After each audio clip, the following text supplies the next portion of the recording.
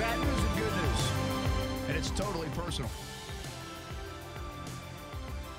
The bad news is it's raining pollen. Yeah. Super aggressive today. I mean, it's Mother unbelievable. Nature. The good news is I haven't started sneezing yet. Okay. Yeah, I'm going to appreciate it if you don't. Because I don't know when it will click or come in. I did do a little bit of a workout outside, a little humble brag there. Flex. I mean, I feel good. Flex. But so I go outside, actually. You can tell the yellow on the cars and outside on the table, out on the back lanai. It's prevalent. Well, but that's okay. Like, all right, it's that time of year. Mm-hmm. Well, I put like a water bottle down and I put my phone on the table and I pick up my phone and the back of it is just completely yellow. So I was like, okay, clean that up. And then the front of it, as I'm sitting there, I put it on a towel instead. Yeah. I mean, I didn't even work out very long. And, I mean, it's like all yellow on the front. I mean, it's amazing. It's seriously just raining out of the sky. My pollen. car is covered right now. That's what you're getting. And that was like black overnight. Car, Is that's all because of this rain? Coos, is that how it works? Just because of the rain? Meteorologist Coos with some I pollen. don't know. Why am I the one I was that's going to say. but I will say. You know a lot of stupid things, so. Well, I was going to say over the. Was Brent here or were you guys out of the studio when it was raining? I think you were traveling potentially. Yes, you were going up to see Trevor Lawrence's throw day. Yeah. But the little, I don't know, stream we have over here, it had rained. And the whole top layer of it was pollen. Like, it was just pollen, the whole little stream. Yeah. And then it rained and it all went away, so. Well, it's here. It's that time of year. I mean, that's okay. It's going to happen. That's kind of what you get when you live in Florida. I mean, yeah, do you want to go to Dallas and have, like 20-degree temperatures and a bunch of snow, or do you want the pollen? No, you can't have everything. No, today finally a beautiful day, too. I mean, you get tired of the rain, right? It's like 11 out of 15 days. I think it was 7 days in a row, and today. It's a little depressing. Kayla's got a high school softball game tonight, man. I don't need any rain. There it is. Got to fix those fields. We need tarps around here or artificial turf or something like that. But I need to see some baseball and softball this week. Is she on the mound tonight? I have no idea. Okay. It's really it's going to be an interesting thing. Both kids, and they play a lot on the same night, and we have no idea if they're playing. Like you have, she's pitching, Ty's playing, Kaylee's playing. You just don't know. So you're going to miss some things. We got to split up. Okay. So are you going to Kaylee's or you going to Ty's? Well, tonight Ty doesn't have one. Okay, gotcha. So you guys are getting So tonight's easy, but Thursday and Friday they have both. Yeah. And I think I'm starting at Ty's until Kaylee gets mad. Gotcha. Because here's the deal. I like to get the video of the games. Mm-hmm. First of all, it keeps me from yelling at the umpires, usually. Good call. And secondly, I just like to have the video. I think a lot of the kids make good plays, and I'll send it to them and whatever. But the softball for Steph is easier to video, especially if Kaylee's pitching. Okay. Like, she can get that. Yeah. She can't get the baseball. Okay. The field's too big. Sure. So, and you can't do that off your phone. So you need a professional. I got you. Like me. I got you. So there we go. That's cool. It's kind of quiet around here. The Jags add a couple coaches, but I'm to the point. Listen, man, we're getting Teal jerseys. What do you mean it's quiet? It's exciting right now. Is it though? Like, yeah, they haven't announced it yet, but I know you figured it out yesterday, and they finished the riddle today. Yeah. So Teal is primary. Yeah, they announced it, but they have to get 21,000 retweets in order to actually make that. Announce it. Yeah, and do you think they typoed that? 21,000? Was it supposed to be 2,100? No, I'm sure it's 21,000. They really said 21,000? Listen, they're really trying to. They got 1,500 right now. They're trying to reach for the stars. I got a problem with it. I'm not going to do that. Don't tell me what to do, Jaguars Twitter. All right? Well, here's the thing. If they a suggestion. If they got 1,000, they'd still make Teal primary. No, of course. Like, listen, you guys are pot committed right now. Now, if you would have said either you give us 21,000 retweets or it's going to be gold jerseys, then you better believe I'm reaching out to all my celebrity friends, which I don't really have any of them. But if I did, I'm like, you guys really got to help me out here and retweet this because I can't handle another season of mustard-colored jerseys. Please retweet this. But as far as like the 21,000, I'm not worried about it. By the way, this poll, never done a poll so dominating outside of the one, do you want Raheem Morris to be the next head coach or not? Okay. Okay, and that was 90% no and 10% yes. People were pretty passionate about that one. Yeah. Because nobody knew who he was. Sorry, Raheem. Yeah. I mean, seemed like a great guy, probably maybe a Hall of Fame coach, but the Jags fans just didn't want it. weren't about that one. Not with Bieniemy out there, Urban Meyer out there. Well, and I don't think Bieniemy mattered, but all right, go ahead. Well, I mean, you never know. But He's still an offensive coordinator, so. So anyway, today I said, do you like teal as primary color for the Jaguars? We're up over 1,100 votes. 90% yes. For a long time, this was 100% yes. Yeah. And not only that, the folks that are voting on here get emotional about the people that say no. Like they want names, numbers for the people that said no. And I want you to be honest here. Who was chasing more clout today? You with that question or Jaguars Twitter trying to get 21,000 retweets? Because it's comparable. But of course, people want the teal to be the primary color because black was never a primary color. Like black is not the color of the Jaguars. We define them by teal. Yeah, that's fair. I wasn't clout chasing, really. I wasn't. Okay. No, this is actually called, what this is called, it's called building a show in TV. I got So we go teal is primary. Yep. We have some responses on what we call a little tag board. That's why we involve social media. Yeah. And then we do a poll question that's around and say, hey, look, the fans love it. Yeah, I got you. See, that's called building a sportscast when, well, let's just say not a whole hell of a lot is happening. That's why I do the radio side, man.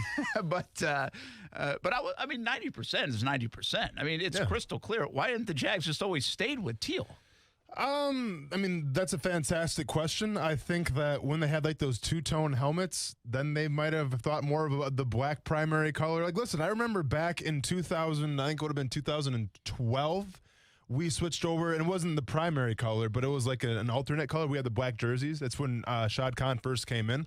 And like we were excited for black jerseys, you know. I mean, you can have like the blackout and game and everything like that, but like we were under the assumption that listen, teal is always going to be the main color. It's what the city, in my opinion, is known for. So for them to go black primaries, I never really understood that. I'm glad to see that they're kind of going in a new direction. Obviously, with Urban Meyer coming in, Trevor Lawrence coming in, they're trying to rebrand this whole thing. So better late than never, but it's been a long time coming, in my opinion. Yeah. Why? Who came up with mustard at some point, and has that person been fired? Listen, man, that's on you. That's more of your pay scale to figure out who that guy was, because I have no idea who was responsible for that. All I know is that I thought it was an abomination, with all due respect to the Jacksonville Jaguars. But like, I didn't get it really. It was funny though too, because people like were trying to defend it. Because people were trying to like, yeah, you know what? I mean, the gold, he didn't. Nah, horrible jersey. So the funny thing is, right? Horrible. We get. I think it was the Jags, or it must have been the Jags, but somehow dropped the Bortles jersey off to kind of promote it. Okay. And then I want to say, like, I had it, and maybe we tried to auction it off somewhere, and I just bought it from the auction at the Dream 18 or something, Sure. One of those deals. And my buddy Martin from Palm Beach Autographs put it on a frame, and I got it autographed, so we could hang it up there. So I got the mustard jersey Bortles framed up. Yeah. So, I don't know. You can go a lot of different ways there, but I got that. Listen, That's a collector's you're item. committed, man. No wonder you're pushing for that dude to get a new No wonder contract. why I died on the hill. Oh, I was going to say, man, you pretty much invested all your time and energy into that. I mean, I get, like, listen, was the mustard jersey good? In my opinion, no.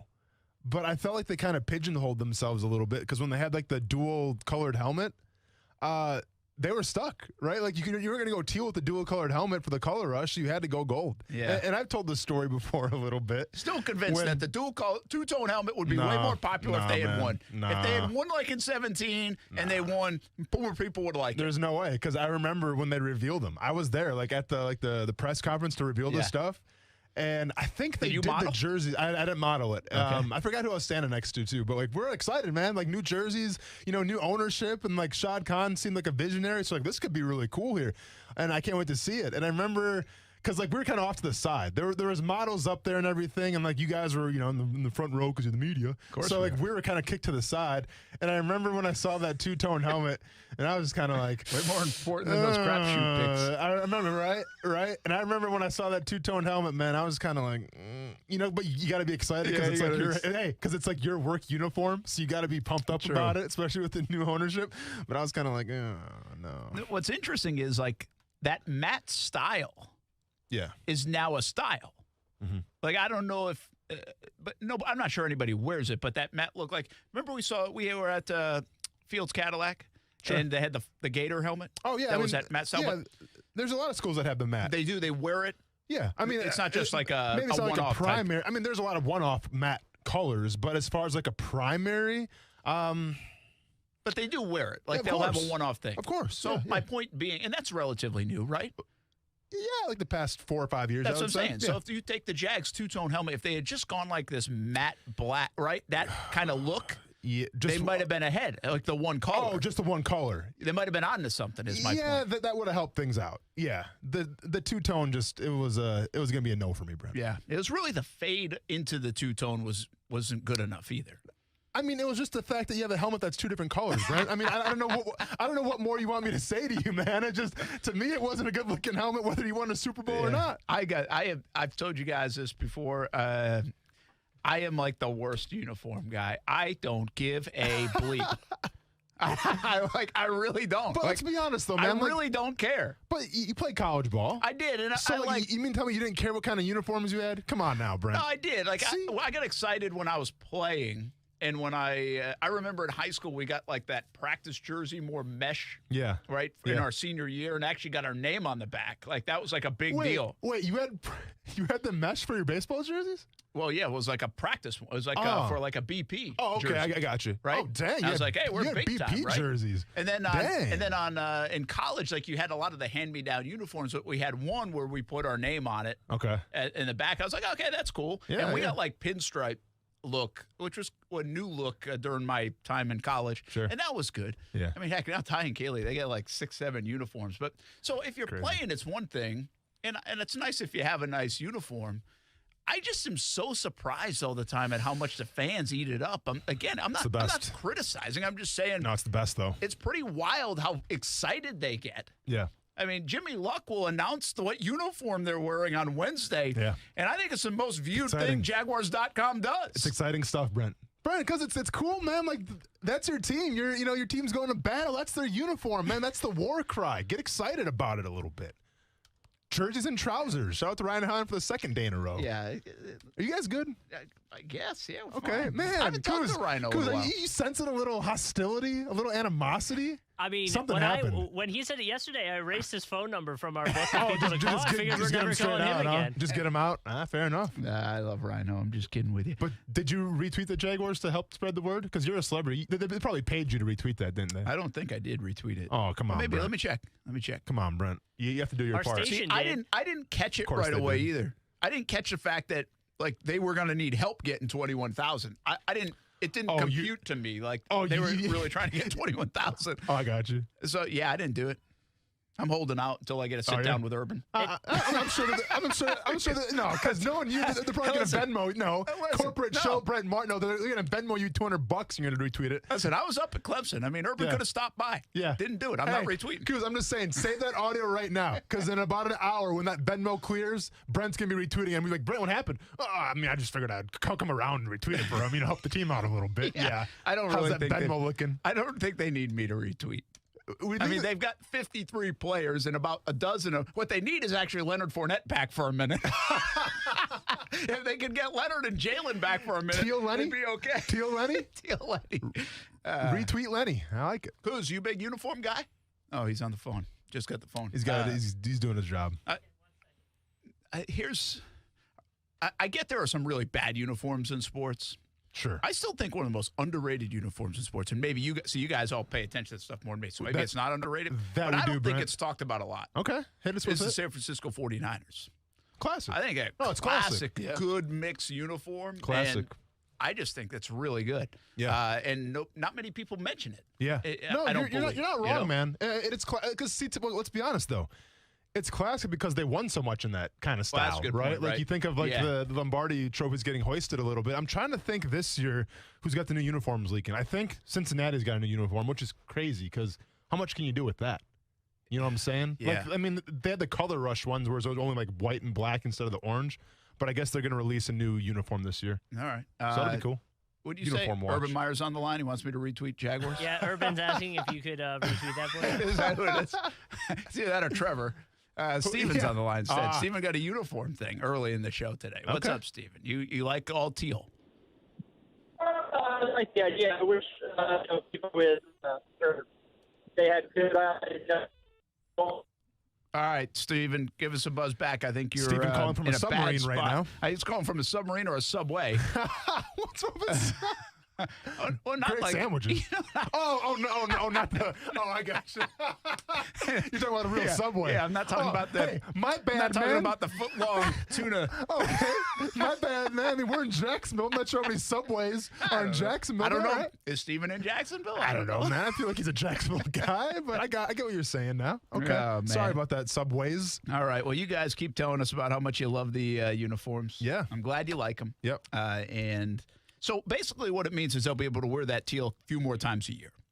I think so. Yeah. Yeah, I think especially at home, obviously. So instead of, wearing the black at home, it'll probably be teal, which is cool. You know who I go to on these, like the go-to guy on social media? It's not Dilla. You and Dilla. What's up? Wow. It's You made, okay? Because, yesterday you said you don't know who he was, and now you're bringing up my I name. know. So, it's made by Tim. okay. So he knows this stuff. Sure. He's locked in on this stuff. He's a graphic design guy. Yeah, it's kind of right in his wheelhouse. Right in his wheelhouse. Yeah, yeah. So made by Tim, Jaguars moved back to teal as a primary since 2011 means a few things. A universal wrong has been righted. Yeah. Well, and I agree. Took a decade. I agree. It took a decade. Thankfully, the other one only took 24 hours last week. Teal tops 2 to 3 more times a season. Okay. I'm going to believe you, made by Tim. Giddy up. Black tops go back to special occasions. How does he know this and you don't, by the way? Because I told you I could give two All bleeps right. about. Tim's the official jersey guy of the Jacksonville Jaguars. Yeah, there's a million of you Jersey folks. Oh, I'm wow. not one of them. Careful now. You people. You careful with that, You man. people. Yeah. Outside chance at finally wearing the throwbacks we've been begging for. Yeah. I don't know what he's talking about there. I mean, and you cover this team, huh? I don't and know. You know what he's talking about? You know, I like the throwbacks, kind of like with the gold trim, and like I'm talking you're about talking all the way original. back. Yeah, Like the initial man. Jaguar? Yeah, yeah. Oh, yeah, that's cool. Yeah. You cool with that? So they've been Yeah, I begging think for that throwback, and we haven't had that. Correct. I got you. Correct. Yeah, you probably have a Yeah, card over there of we have a Mark couple Brunell or cards. something. Yeah, there it is. I have like 10 Mark Brunell cards up there. Mark, hey, good luck in Detroit, man. We're all pulling for you over Now here. we can talk about Mark Brunell. Yeah. He's not a Now we competitor anymore.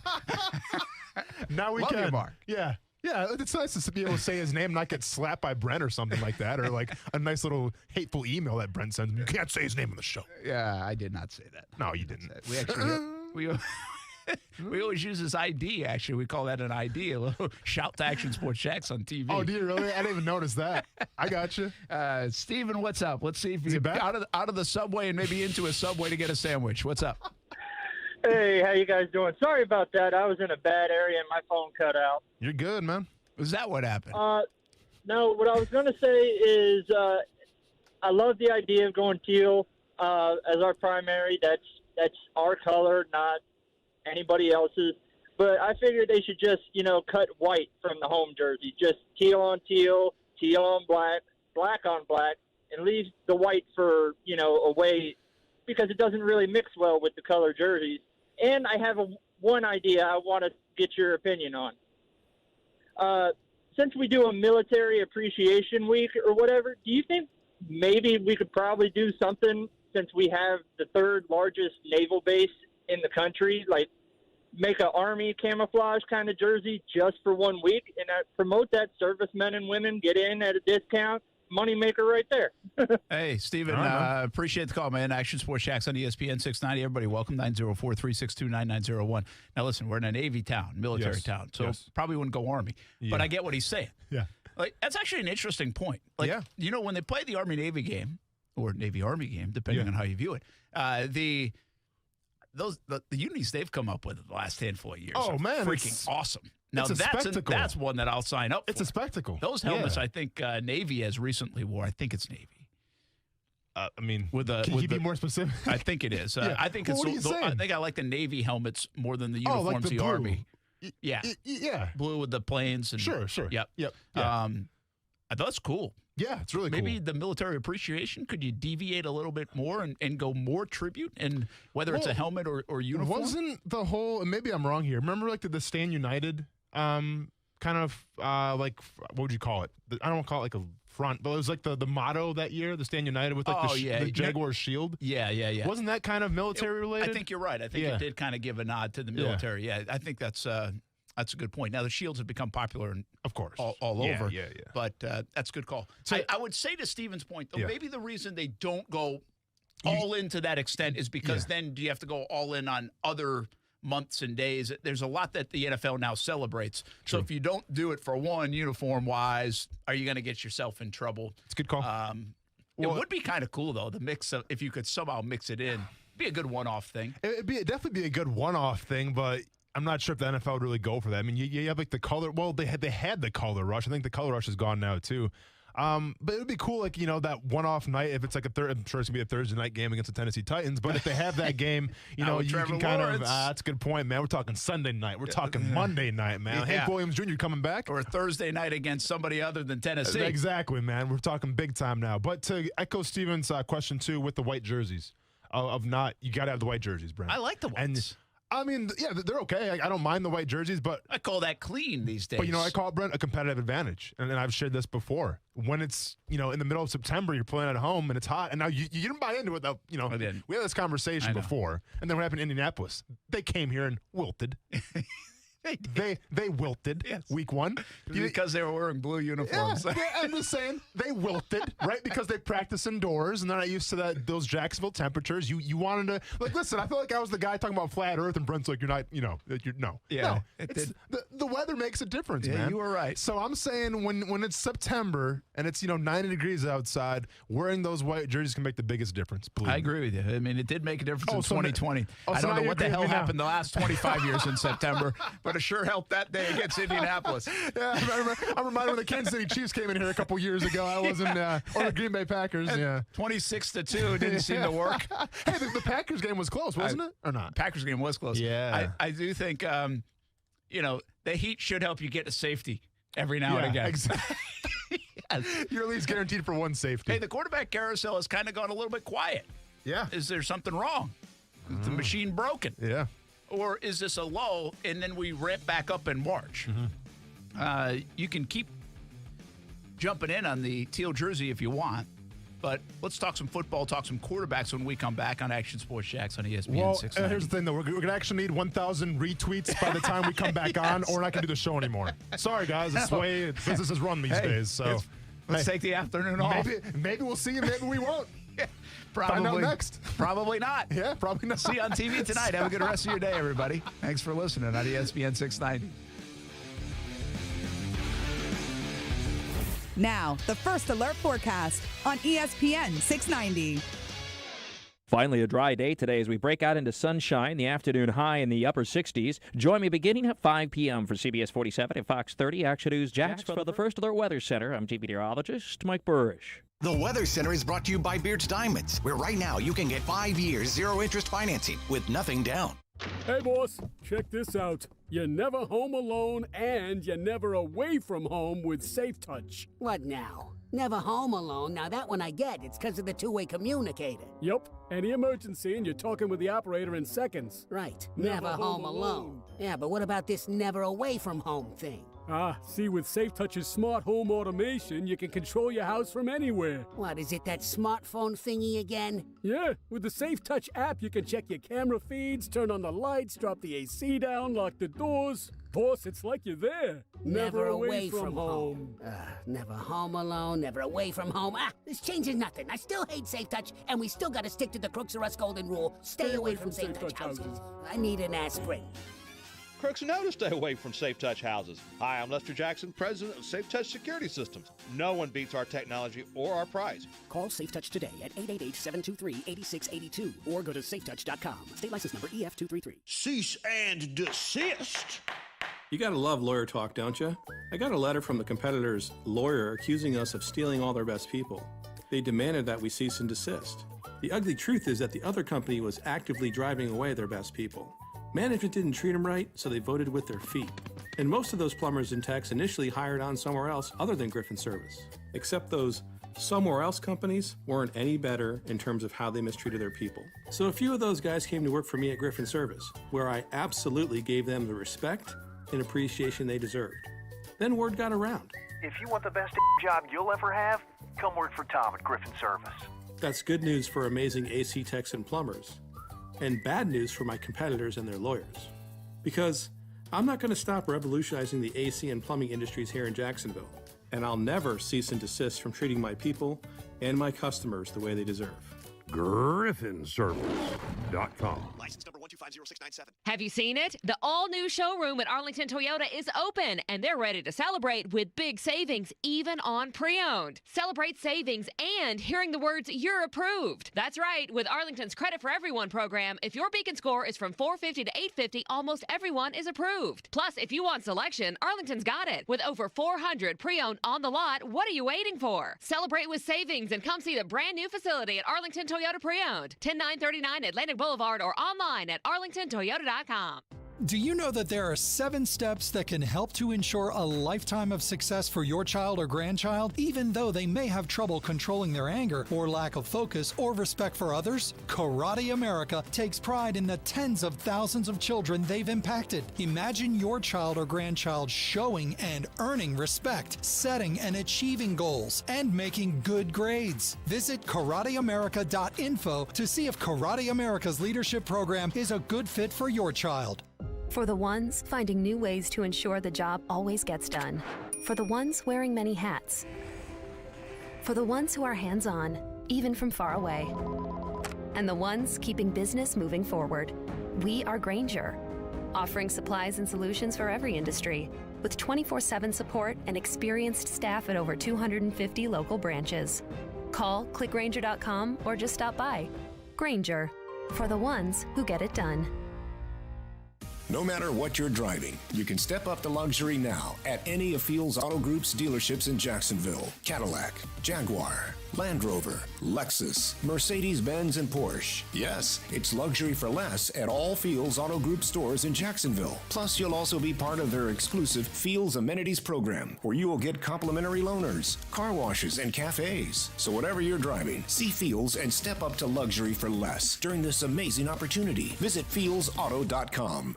We should always be looking at our finances, but 2020 made my family take an even closer look, a bit more of a deeper dive, and it might have done the same for you, even into the world of retirement. Although that's a bit down the road for me, it might be closer for you, and your plan should already be under a microscope, and you have to lean on the experts to help guide the right plan. My friend Mike Lester with Teal Wealth Management is the perfect partner. He will provide a complimentary analysis and a plan for you. Call him at 904-515-5000 or visit guardingyournestegg.com. That's 904-515-5000 or guardingyournestegg.com. Mike will give you the guidance you need as retirement gets closer. He can help you convert company plans to private plans, a move that might give you higher returns and more options. You've earned the money. Now make sure you are ready for whenever retirement will be. Call Mike Lester at Talon Wealth Management, 904-515-5000. That's 904-515-5000. Or visit guardingyournestegg.com. Hey, what's up, everybody? It's Austin Lane from Action Sports Jacks on ESPN 690. Smart speakers are becoming part of everyday life, so why not use it to listen to the radio? Tell Alexa, Google Home, or any other speaker to play ESPN 690. Give it a shot weekday afternoons from 3 to 6. Austin Lane. I had braces. I still have my permanent retainer in. It's been knocked out twice. Brent Martineau. So it's not stuck in there. No, it's not stuck in there. Action Sports Jacks on ESPN 690. Anyone who has followed Urban Meyer closely knew he would run into something like this at some point. I didn't think he would be before the opening of training camp, before the draft, but that's Urban Meyer. He doesn't care what you think or I think. He doesn't care about common sense or decency. He only cares about what he thinks. And it's the same thing that happened at Ohio State with Zach Smith. Totally different set of circumstances, but Urban Meyer believes in someone. He doesn't care what his advisors say. He doesn't care what the media says. He just does it. And this was far worse because this wasn't enabling a favorite son of his, someone that he cared deeply about, that he was trying to help because of old family ties. This was someone who had been disgraced, who had been shipped out, sent packing by Iowa. And for Urban Meyer to say, yeah, I vetted him. Where did he vet him? Did he not read the accounts of why Iowa fired this guy? That is just so typical Urban Meyer. And it's one reason why I don't think this experiment is going to work in the NFL. That is Paul Feinbaum. Paul Feinbaum coming out the gate hot. Still mad that Urban Meyer left Florida in the SEC, apparently. Yeah, might be. Might be now. Careful, Brent. You might be down this road on your own, man. I'm not going to mess with Feinbaum. That guy's got a crazy following, bro. Some crazy fans. Yeah, that's fine. Bring him on.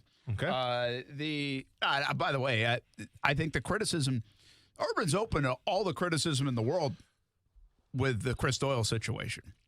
So, I mean, Feinbaum, I don't know if I believe the last part of what he said, or that's why it's not going to work. But I don't know if in this case you can be too different than what Feinbaum said at the beginning. I mean, listen, he wanted a guy in there, and he brought him in. He didn't really pay too much attention to everything else that might go on with it. I mean, that's kind of the reality of it. And if he vetted him, who did he vet him through? Those are the conversations we had yesterday. Like, who's the checks and balances for Urban? Yeah. And we all know, listen, Urban's a win-win guy. I'm going to win. So, but Brent, come on, like we can't be looking at this through teal-colored glasses as well. Like, I'm happy that Urban Meyer is here. Don't get me wrong. But at the same time, the people that were doubting him before he got here, it's like, well, look what he did in a month. Like, we're already a month into this. This process here, he hasn't even met the team yet, and we're already talking about the Jacksonville Jaguars in a negative light. So, like, that's like where some of the criticism comes from, in my opinion. Yeah, well, I just don't think that means he's going to win or lose. No, sure, in the but NFL. I think people are just saying, listen, he's been there for a month. He hasn't even played a game yet. Look how bad it is. They think that's going to correlate to the wins and losses. Yeah, we'll see. Like obviously. I said, fair criticism. Yeah, I just in the early part of the of Feinbaum's statement is fine, and I think super fair. I think the last part is more opinion based. Yeah, and I mean, I don't think he's going to be it's going to be a train wreck on the field for the Jaguars. Yeah. I mean, maybe that is wishful thinking. We'll find out. So.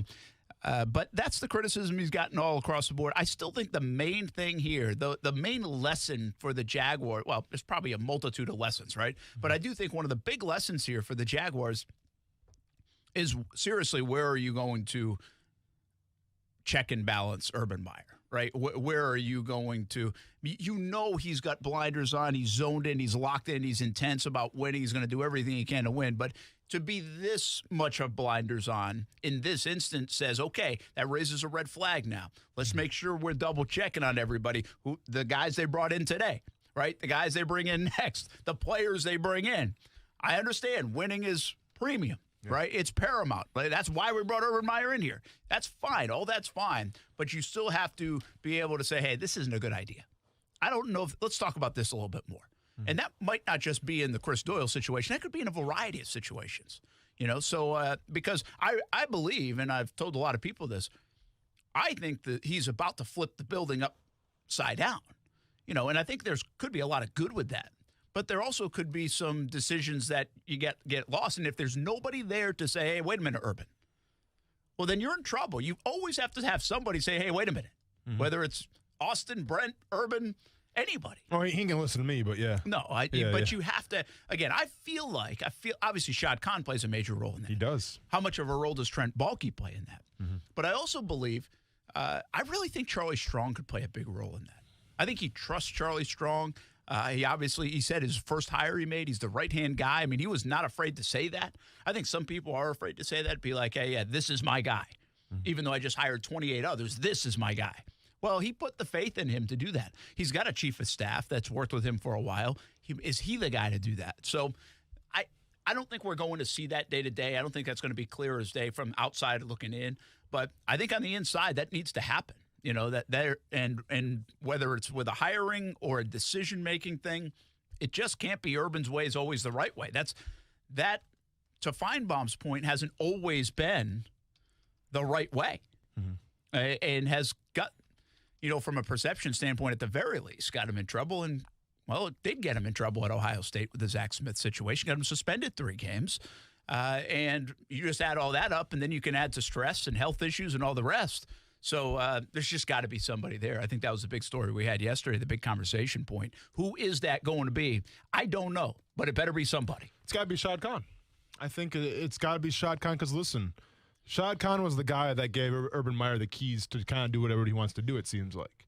Well, you still gave him the keys, right? It's still your vehicle. It's still your house. So with that being said, it's got to be Shad Khan, in my opinion. Yeah, and again, I think it's worth repeating. The last time he gave somebody the keys and said, okay, you do it, and they're cheering you on. Sure. Tom Coughlin got 25% of the grievances and really, and I don't want to put this only on Coughlin, but whatever happened there kind of set up the situation where the Jags went 1-15, lost some players, and now are in this situation. So don't do that again. If you want to sustain success, it's going to be a collaborative effort. It's fine if Urban's the central figure. That's okay. I agree with that. I think it should be. But it still has to be a collaborative effort, and it didn't appear like it was last week in terms of the staff as they vetted that one out. Either that or they all miscalculated, which is hard to believe if they all miscalculated on the Chris Doyle front. Hey, Trevor Lawrence, we knew he was going to have surgery on his non-throwing shoulder. He had it today, according to Tom Pelissero, and it's a success. And now, why didn't you go to the waiting room to see what was going on? Honestly, what's up, man? Because I still haven't seen if it was Dr. Andrews. It's got to be Dr. Andrews. I know you're convinced it's Dr. Andrews. I'm convinced Dr. Andrews is the only doctor in the world. He's the best one in the world when it comes to shoulders and knees. So maybe it was. Well, that's fine. Then Brendan, send him to L.A. and let him go give that doctor that gave whatchamacallit a shot in the ribs. No, don't do that. Well, that's what I'm saying. There's other listen, that guy's a doctor, all right? So there's Dr. Andrews, and then there's a Chargers team doctor. So don't just say like, oh, there's better. Yeah, there's no better doctor than Dr. Andrews, but there's a lot worse ones. It's a lot in between. There's a lot Tyrod in between. Taylor's doctor and Dr. Andrews. There it is. Yep. Bottom line is Trevor Lawrence has surgery. Now the rehab process begins. Sure. I think what I saw him say in a couple, 6 weeks or so, he thinks he'll be able to throw it. Mm-hmm. But 4 to 5 months is he all clear. Like he'll do a lot in between. I'm sure a lot cardio. I'm sure a lot the lower half, in terms of in the weight room. Mm-hmm. But then all clears, all systems go, 4 to 5 months. And again, it is interesting. The whole Urban Meyer part of that suggested, hey, if you get it done earlier, you'll be ready to roll. Yeah. And that's kind of how the story was told, at least at the pro day on Friday at Clemson. So I think that's really good news for Trevor Lawrence. It still surprised me. I've said this Friday, and maybe not enough or maybe too much. It still surprised me that he looked pain-free. Mm-hmm. For a guy that is going to surgery on Tuesday with his left shoulder, looked absolutely pain-free. Like, I could not sense any discomfort. Not only throwing the ball, but just I think a couple times I saw him lift it up, and whether it was to brush back his hair or scratch his face or something, Yeah. It just looked pain-free. So he's obviously got to clean up in there and got it done today. So Trevor Lawrence is good to go. We hope now it's rehab time and for him. The good news there, too, is if we don't have an off-season, or if we do have an off-season, Trevor Lawrence isn't going to be a part of it either way from a on-the-field standpoint. Yeah. So if they miss OTAs, well, guess what? Trevor Lawrence is missing OTAs anyway. And we still don't know the latest on that. I would assume that would come around free agency time when the league year starts on what the NFL is going to do with OTAs, rookie minicamps, and regular minicamps, too. Speaking of, we have a little bit of a lull right now in the quarterback carousel. What's going on with Carson Wentz? What's going on with maybe Dak Prescott, right? He seems like he's gaining a little bit more attention. We had the Russell Wilson stuff. That's died down. Mm-hmm. Still think that was a fad. Yeah, absolutely. Aaron Rodgers is happy in Green Bay. Sure. Goff and Stafford have traded places. Mm-hmm. But outside of that, I mean, what are we doing? What's going on? Why is it so quiet? See, with the Dak Prescott situation, I feel like this one's going to be kind of drawn out a little bit because once again, it comes down to money for Dak Prescott, right? He's going to be probably asking to be at least probably the second highest paid quarterback in the NFL with inflation and whatnot. And when you look at the Cowboys right now and what they got, like, I get it. The Cowboys this past season, they're an embarrassment. Let's be honest. That whole division, no bueno. Now, obviously, when Dak Prescott goes down, the team took a big hit. But I still think the Dallas Cowboys are in a position to possibly make some noise in the playoffs. And essentially, they're one healthy Dak Prescott away, I think, from going to the playoffs. So it begs the question, is Dak Prescott worth, making him a top 3 highest paid quarterback in the NFL? What do you think about that? I would if I was Dallas. You're almost like pot committed. I feel like it. Right. I feel like it. But now listen, there's a little buyer beware. Because look what just happened with, the Rams. Mm-hmm. They signed this big deal. Look what happened with Philly. Signed this big deal. Because why? They're pot committed. They kind of had to. Well, when you get into a situation where you have to, well, look what can happen on the other side. Bottom line is I think Dak Prescott's resume is a little bit better.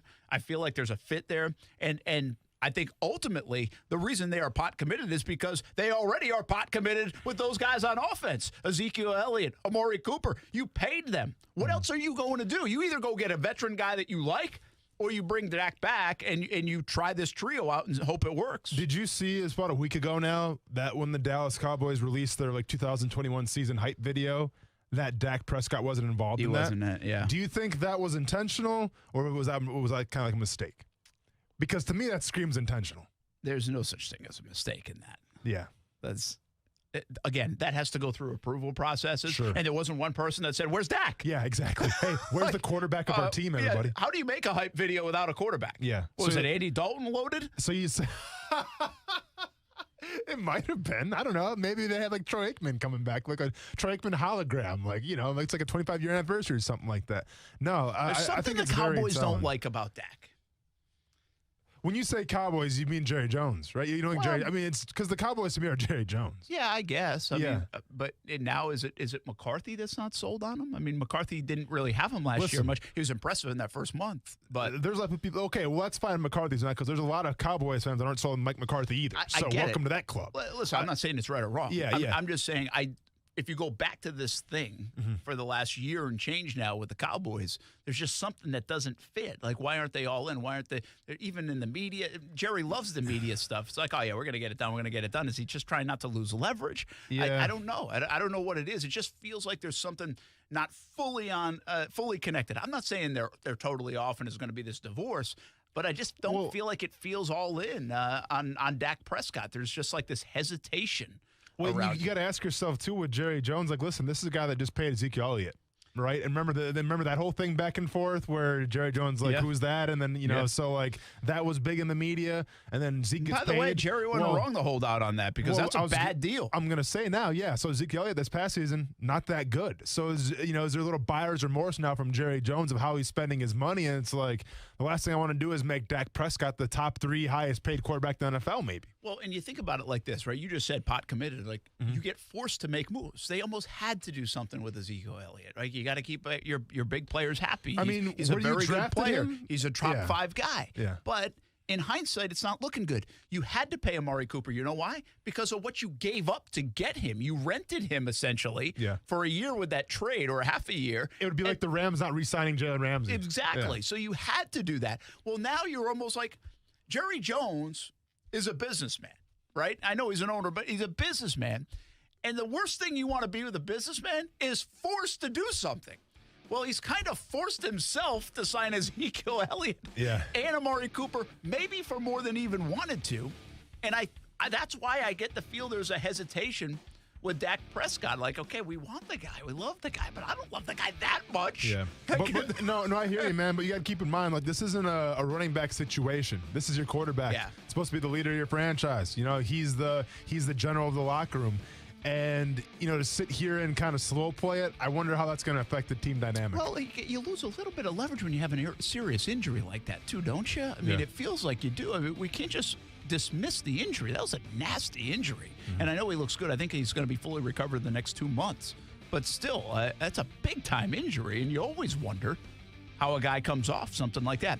Is Prescott and Wentz, are they the next 2 dominoes? Like, does nothing move until we see those? Or is there something else? Obviously, there's Jimmy Garoppolo. There's Garoppolo. Derek Carr. Let's be honest, though. Does Garoppolo do a lot for you? No, he doesn't. I'm just wondering what move kind of spins the carousel again. I think it's going to be Carson Wentz is the carousel spinner, if you will. And I'm still going to be watching the Colts here. Yeah. Just because I think they have a lot of capital. They have a lot of money, right? I mean, they do. Ton of money. Why wouldn't you pull the trigger on a quarterback trying to get you over the hump? I just don't think they're going with Wentz. I think the Wentz stuff was like the Wilson stuff. I don't think Wentz do. I think Wentz is staying in Philly. Sam Darnold? That's where I had him going in the beginning. Well, you could go Sam Darnold. There's plenty of guys available this year's draft. I also think Garoppolo could be in play there. Yeah. But I just don't think it's Wentz. Hey, real quick before we go to break here, we got a fantasy football question. Trevor Lawrence or Joe Burrow next year for our fantasy teams? Who are you taking? I'll homer up and go Trevor.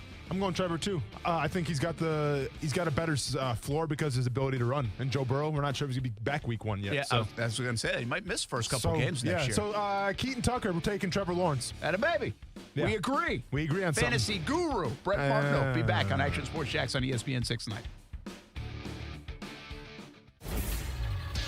ESPN 690 Sports Center Update. Happy Tuesday. I'm Jake Mitchell. Really sad story out of Brandon, Florida today as former Chargers and Bucks receiver Vincent Jackson was found dead in a hotel after his family had reported him missing on Wednesday. Police say there were no signs of physical trauma. A medical examiner will determine the cause of death. Jackson was only 38 years old. And just one day after the controversial hire of Chris Doyle to the Urban Meyer Jaguars coaching staff, Doyle resigned the position. Here's what Mike Tenenbaum, ESPN NFL front office insider, said about the move. When you're as successful and powerful as Urban Meyer was in Gainesville or Columbus, you're really the czar of that program, but also that town. What Urban Meyer did is he didn't understand the ramifications of that decision. This is a big difference between being the head coach at Ohio State or Florida and being in the NFL.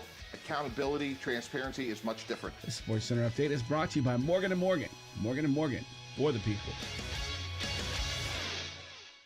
Are you getting engaged? Celebrating an anniversary or birthday? You're in luck. It's Beards Diamond's most exceptional finance offer of the year. 5 years, 0% financing with nothing down. Yes. Shop Beards Diamond's everyday low prices on anything in the store or at beardsdiamonds.com. Then divide your total price by 60. And that's your monthly payment with absolutely nothing down. How about a $6,000 3-stone designer setting? You pay only $100 a month. Or a $4,500 1-carat diamond solitaire pendant necklace. You pay just $75 a month. And every purchase at Beards Diamonds is backed by our free lifetime warranty. Now you can go bigger and get her the diamond ring she's always dreamed about. And spread your payments out for 5 years and pay absolutely nothing in interest. But hurry, Beards Diamond's incredible 5 years interest-free financing with nothing down is only available for a limited time. Shop now at beardsdiamonds.com or at the St. John's Town Center. Get the lowest prices in Jacksonville, guaranteed, at Beards Diamonds.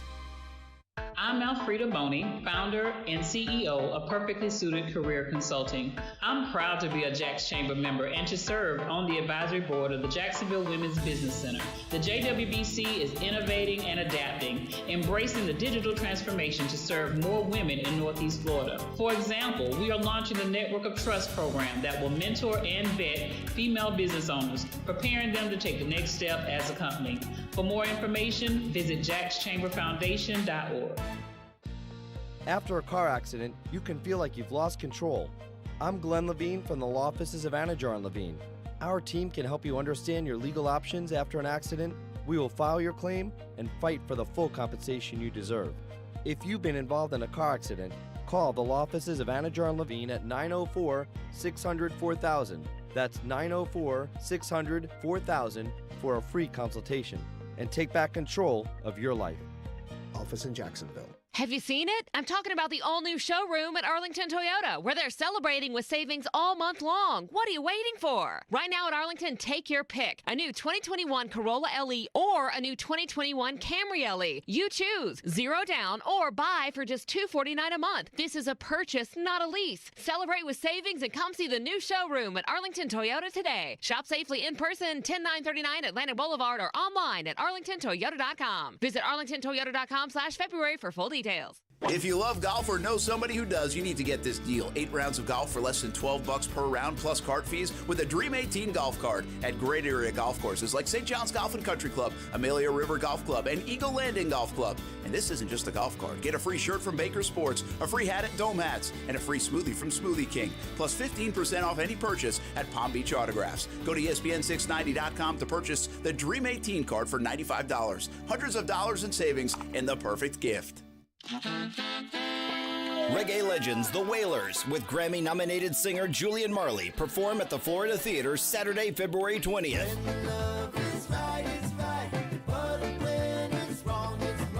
Tickets are on sale now. Don't miss the Wailers, with Grammy-nominated Julian Marley performing all the great Bob Marley hits at the Florida Theater Saturday, February 20th. Get tickets by calling 904-355-ARTS or visit floridatheater.com. Gary is refinancing his home, so he shopped around for the lowest rate and found it at Amerisave.com, setting him up for a lifetime of savings. It's one decision he'll never regret, unlike taking that gig in the testing lab at the deodorant company. Raise your arm, please. Oh, man, I hate this job. Pretty regrettable, Gary. Unlike finding that low mortgage rate at Amerisave.com that's got you on your way to a lifetime of savings. Amerisave's rates won't be this low forever, so go to Amerisave.com now. Lower mortgage rates mean higher savings. Call 866-514-SAVE or visit Amerisave.com/licensing for cost information, terms, and conditions. Equal housing lender. Licensed in all states except New York. NMLS number 1168. If you're usually listening to ESPN 690 in your car, but your boss has you working from home this week, well, take us with you. Hey, what's up, everybody? It's Austin Lane from ESPN 690 and Action Sports Jacks. Tell Amazon Echo or Google Home, play ESPN 690, and enjoy all that sweet listening coverage. I don't think there's anyone to blame in this situation. I think it's an organizational mistake, the way this thing has all played out. And again, I have great respect for Jeffrey Lurie, Howie Roseman. Doug Peterson ended up being the fall guy in this situation after winning a Super Bowl 3 years ago, going to the playoffs 2 years ago and winning a game. And I've said this, I think Doug deserved another opportunity to right the ship. I think Carson Wentz deserved another opportunity to right the ship, but it doesn't look like it's going to go in that direction. Now, the Eagles have to move in clearly a different direction that they intended to move in going into the last season. Clearly, it's somewhat of a mess right now. That's Jaws, Ron Jaworski, talking about the Philadelphia Eagles situation. You know, here's the deal. I just don't see the situation where they get rid of both guys. This is what always drove me nuts about the Coughlin, Ramsey, and Ngakoue stuff. You lost them all. It's like, pick a side and get rid of them then. Yeah. And then stick with the other one. Why would you? And again, I don't even know. It's a totally different situation. I don't know how the fallout with Wentz and Peterson is, but obviously there's something that they're not on the same page. So Lurie doesn't like the direction Peterson wants to take the ship, so he fires him. Well, I assume part of that direction had Wentz in the plans or not.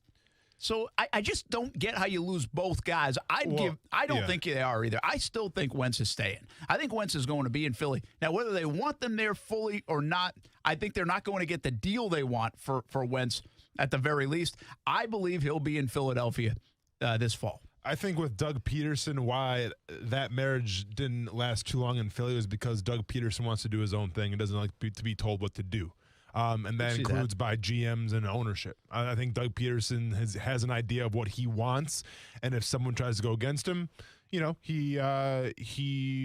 reacts off that, let's just say, in the nicest way possible. I think with Carson Wentz, obviously, there was a little problem with Doug Peterson, but then as it progressed, and Doug Peterson was like, I still think, there's a little ill will towards the Eagles organization for what happened with Doug Peterson. So while Carson Wentz may be the quarterback this up-and-coming season, I still get the sense that that's not where he wants to be. You got to know when to hold them, know when to fold them. Yeah. Kenny Kenny Rogers, I hear you, man. And that's an interesting thing with Wentz. It's like, when do you give up on him and say, okay, go get a different change of scenery, or, you know what, we can fix this. Yeah. We can fix this thing. So that's not an easy answer. Yeah. I understand that, but they've got to figure that out. South Beach Gary on the line. Let's get him in before the top of the hour. Action Sports Jax on ESPN 690. What's up, man? Boy, guys, the NFL's got their own soap operas, don't they? Between Jacksonville, Philadelphia, and Houston. I mean, my goodness. It's the gift that keeps on giving. But guys, I think Adam Schefter, Brent, said that he expects Wentz to be dealt with in the next couple of weeks. So. Yeah, I mean, watch listen, he knows more than me. Be patient. He knows more than me. Did he say watch my P's and Q's? Yeah, that's an Austin Lane special right there coming at you. Yeah, 2-piece coming at you. Brent better lower that head a little bit. We'll see. Schefter's probably more right than I am, but I don't think it's going to happen. It's deal still has to work, my friend. Austin, I have a coaching question for you. How much time would you generally spend with your position coach versus the D coordinator and meeting with the whole team? How is that generally broken down, the dynamic of that? That's a good question. We'll answer that. Thank you, South Beach Gary. So, yeah, he brings up an interesting point here. Like, in terms of a daily ritual, right, a daily thing, how much time's with the head coach, defensive coordinator, and my position coach? You know, I mean, obviously I spent time with 4 different teams, but for the most part, it was always the same. You spend the least amount of time with your head coach. Now, obviously, with Urban Meyer being on the offensive side of the ball, this could be a little different now, right? Obviously, with Andy Reid and even like with Jack Del Rio, though, they're the head coach. Did Del Rio poke in?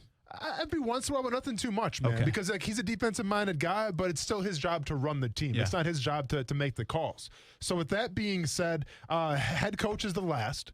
And then, so let's say on a 3-hour day of meetings, you would probably spend realistically maybe 30 to 45 minutes with your head coach as a team. And then you'd break up in your position or in your group. So offense versus defense. I would say half of that time, or a little less than half that time, is spent with your coordinator. And then the majority of the time will be spent with your position coach. So it's position coach first, coordinator, and then head coach. And what does it is a good question. I mean, I'm sure Head coach, I don't even know if we need to answer this because it's probably just an overseeing type of thing. What does the coordinator offer in that time that the position coach wouldn't? So the coordinator is really big during the regular season in terms of game prep and stuff like that. What kind of blitzes you're going to throw in, what kind of calls you're going to make, kind of like who you have to stop. That lies more on the coordinator. And obviously, if they have to clean up some stuff too, they're going to clean up some stuff as well. But your position coach is where you get actually coached up, obviously, right? You have to fix your stance here, work on your footwork, work on your hand placement. What were you thinking here? That always happens with your position coach more than anything. It's interesting because if you don't like your position coach, that could make going to work not fun. Who you telling? Hey, who you telling? So one of the theories on that I heard, and I know I'm going to just say this, and maybe I should even say it. Wow, I'm going to say it anyway. But that I had heard about even Telvin Smith, that he wasn't a big fan of his linebacker coach. Yeah. Was Collins, I think. Yeah. And so, was that one of the things that kind of turned him off or made him less energetic and enthusiastic about playing? And I don't know if it was the only reason, but that was one of the things that I had heard. And so it makes sense. It's tough to go to work every day if you don't like who you're working with. It definitely makes sense. It's also tough to turn down $10 million. No. No, it definitely is. But listen, you spend the most time with the position coach, and if you guys don't get along, and if you don't gel, it could make for a very, very long season. And that could eventually lead to an exit. Absolutely. One reason or another. Sure. Either side pushing that exit button. I mean, it's funny because we always talk about, the head coach being involved with the culture. And obviously it starts with the head coach. But when you spend the most time with your position coach, you got to make sure that guy is fitting in with your players as well. Yeah, on the same page, no doubt. We'll be back. Action Sports Jacks on ESPN 690.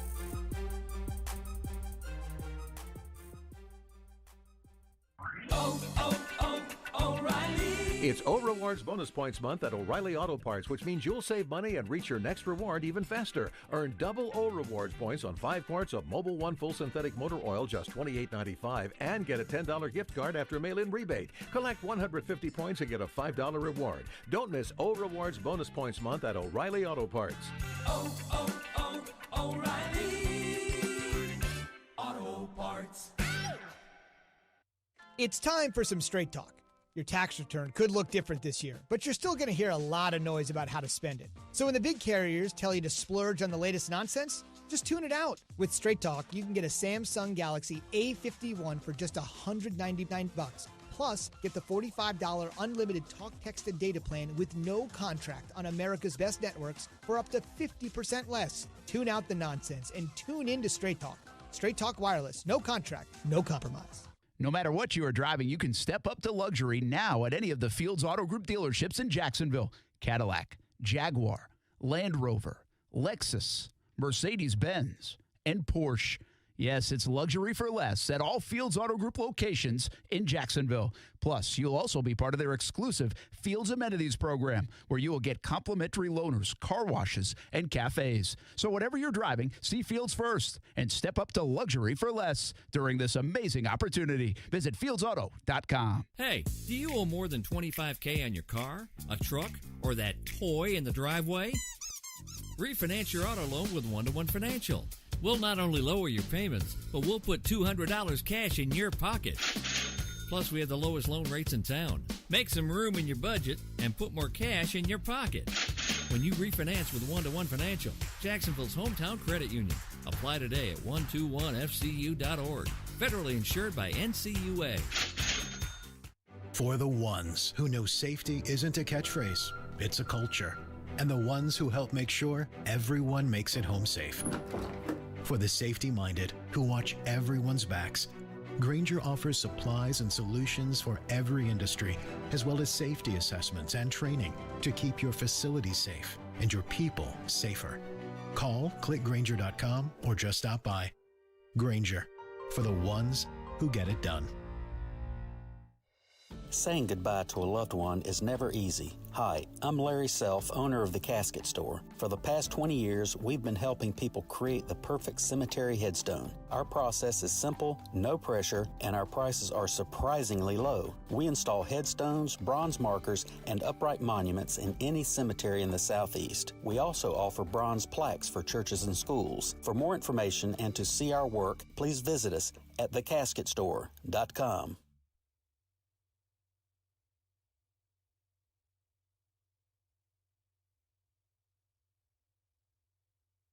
Mom, can I have some ice cream? I've got a better idea. Who wants to help me make something fun and healthy instead?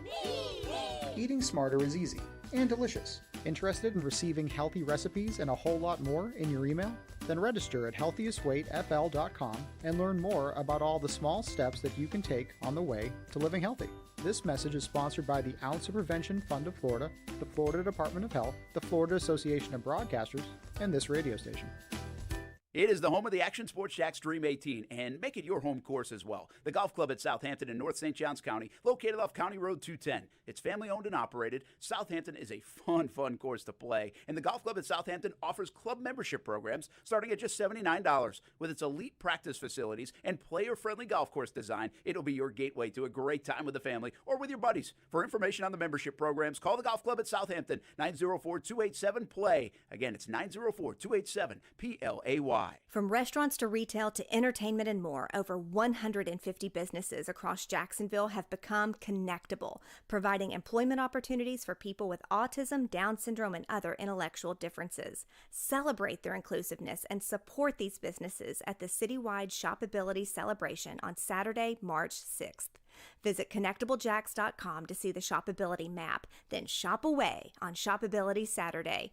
Learn more at connectablejacks.com. I should have my kid tell you about Jumpin' Jack's House of Food. It's Ty's favorite burger in town. Make it one of your favorites as well. Jumpin' Jack's House of Food has 3 locations now, Atlantic Beach, Mandarin, and downtown Jacksonville. Change your life burgers. But they have salads, pizza, and much more on the menu, too. Let Jumpin' Jack's House of Food be your great neighbor. Lunch or dinner with the family, or they will cater parties from 2 to 500 people. Jumpin' Jack's, HOF.com for online ordering. Jumpin' Jack's House of Food, open 7 days a week.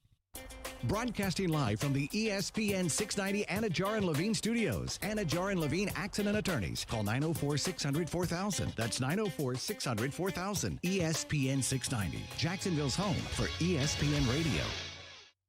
WOKV Jacksonville. Listen live everywhere you go on ESPN690.com. ESPN 690, a Cox Media Group station. Broadcasting live from the ESPN 690 Anajar and Levine studios. This is Action Sports Jacks on ESPN 690 with Brent Martineau and Austin Lane.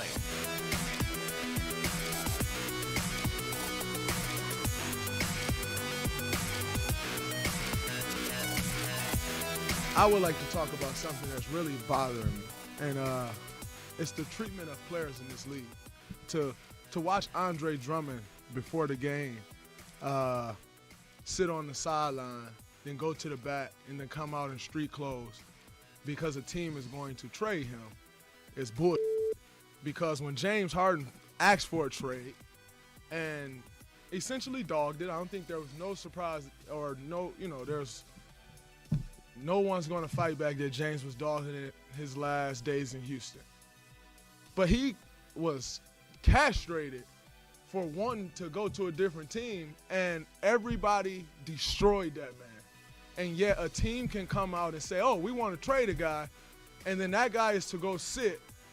And if he doesn't stay professional, then he's a cancer, and he's not good in someone's locker room, and he's the issue. That is Draymond Green, Golden State Warriors. It was a one-statement news conference. Yeah. See you tomorrow. Thanks for giving me the platform. Good to know that I can say certain words on this radio show I guess I didn't know I could say before. Castrated?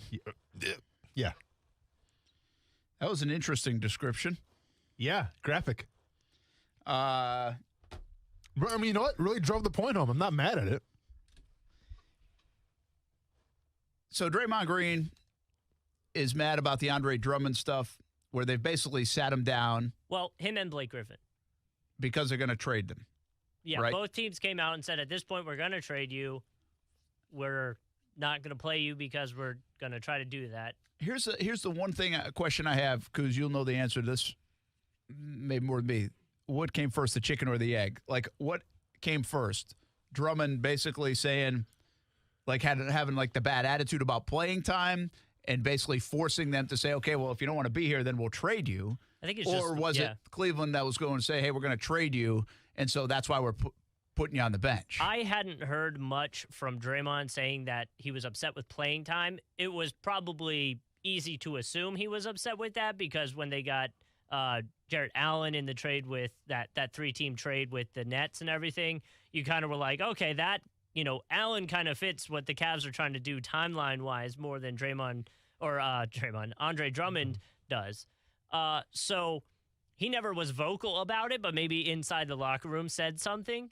But really, everyone that was talking about the NBA in the past week and a half was kind of like, they're going to have to trade Drummond. There's no way. He doesn't fit the timeline. You already have 2 great big men, and now you have, you're adding Allen to it as well, so there's just not going to be enough room. Yeah, so Drummond, by the way, with 17.5 points, 13.5 rebounds a game right now through 25 games. So it's not like he's performing poorly. I mean, he's double-double every time. Guy's a walking double-double. He's delivering. Can't shoot free throws. Yeah, he's not very good at that, 59%. He's actually way up over his career numbers, which are 46%. Putting the work in. We appreciate that, Andre. Good to see you.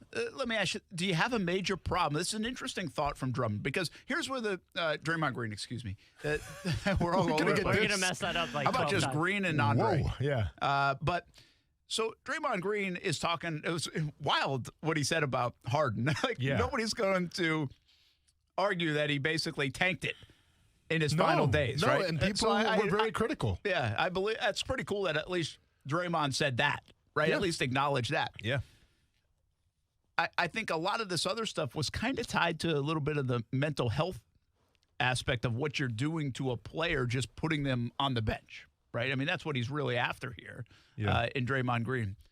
Does he have a good point? I never looked at it as that negative. This has been going on in the NBA for decades, where basically, if it goes on Major League Baseball too, if you're going to trade someone around the deadline, you don't play them. You don't want to risk them getting hurt. That's a common practice. Well, I guess I've never really looked at it in such a negative light. And I would even say, and that might be my fault, by the way. I'm just saying. From a Cavs perspective, you're trying to work on the chemistry, get the young guys the experience. So if you are going to trade them, what's the point of limiting someone else's minutes when they could be out there learning the game and learning it as a team? Because that's the future. Right. Nah, but I mean, listen, man. I think from Andre Drummond's perspective, and I don't know too much. I mean, all I know about him is that he seems to be a blue-collar type of dude. Even when he's using Detroit, it just seems like he goes about his business, he keeps his mouth shut, and he does what he has to do.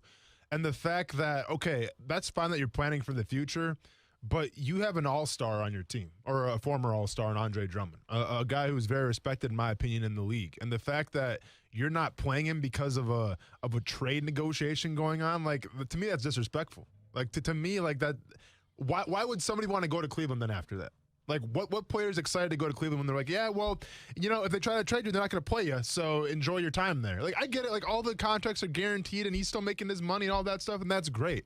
But let's be honest, man. The guy is in the NBA because he wants to play basketball, not because he wants to sit on the bench during a trade negotiation.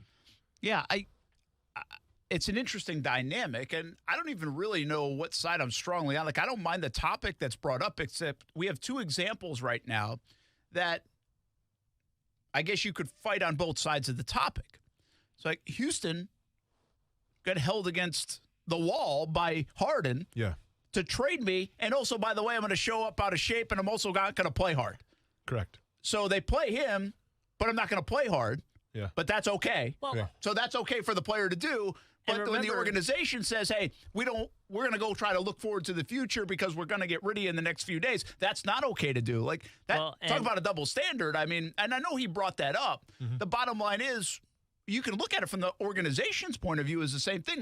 What if Drummond knows he's getting traded, and then for the next few days he goes out there and doesn't play hard? Anthony Davis, that happened with the Pelicans. Remember, Anthony Davis is I want to be traded. I want to get out of here right now. And they were like, well, we have, you're under contract. And then it was like, well, then I don't want to play because I don't want to get hurt. And then he didn't play. And that was a big deal for them to be like, Anthony Davis is sitting out for the Pelicans. And it ended up being like a mutual sit out thing. They're like, fine, if you're not going to be here, we're going to go off and do our own thing without you. Yeah. Now, to be in fairness to Drummond, it hasn't been as vocal, at least, that he's sitting there demanding a trade like Harden was, Yeah. But Harden kind of gave the players a little bit of a black eye when he said, I want out. I'm going to do whatever I can to get out. Kind of like Jalen did it with the Jags, right? But he worked. faked the back. Well, it did work, but what does it do to set the table for other players? Well, the organization's like, well, I'm not going to play the guy. He might be tanking it for the next few games. I'm going to play somebody else that's going to be a part of our organization for the next few years. I just feel like, I mean, they do have that right. I don't necessarily know if it's right or wrong, but a guy like Harden sets the table for a guy like Drummond to sit. No, you're right, but I feel like every player's personality is different. Like, listen, once again, I don't know what type of dude Andre Drummond is. I don't know behind the scenes if he's been slacking, been complaining. I have no idea. We just don't know. Yeah. But once again, like, you brought him there for a reason, and even though he's not in your future plans, well, you're kind of stuck with him right now. So like, why? Like, to me, like, I understand you're trying to play for the future, but at the same time, are you trying to win games? Or what is the NBA for? Are you trying to tank on purpose? Like, what are you doing? Like, I think Andre Drummond makes the Cavaliers better with him on the floor than with him in street clothes.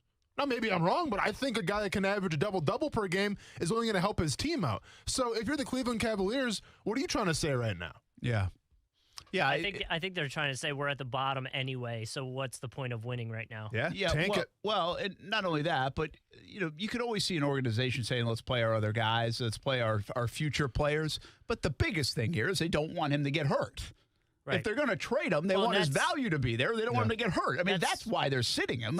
Almost more so with Blake Griffin, because I think Blake's owed like $50 million. Like, he has a lot of money owed. So like, if you're going to do a trade, you're going to have to make it work somehow, or you're going to have to do a buyout with him. And obviously, if he gets hurt, then that whole option goes down. I feel like, at least in most spots now, it'd be interesting to go back and look on this. And again, I don't mind what Draymond Green's doing, sticking up for the players in this sense, and also bringing kind of that mental health. Listen, I want to play. I mean, this stinks not sitting here playing. I didn't kick and scream I want out, or anything like that. So, I don't mind him bringing it up in this sense, but I guess I just don't necessarily have that big of a problem with the organization looking out for itself, because a lot of times when these trades are about to go down, or when usually they get shipped off pretty quickly. Like, it's not like it's going to last 2, 3, 4 weeks.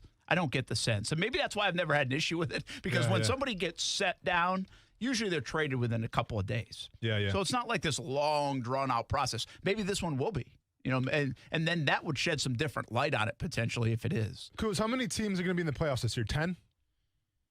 I believe, right?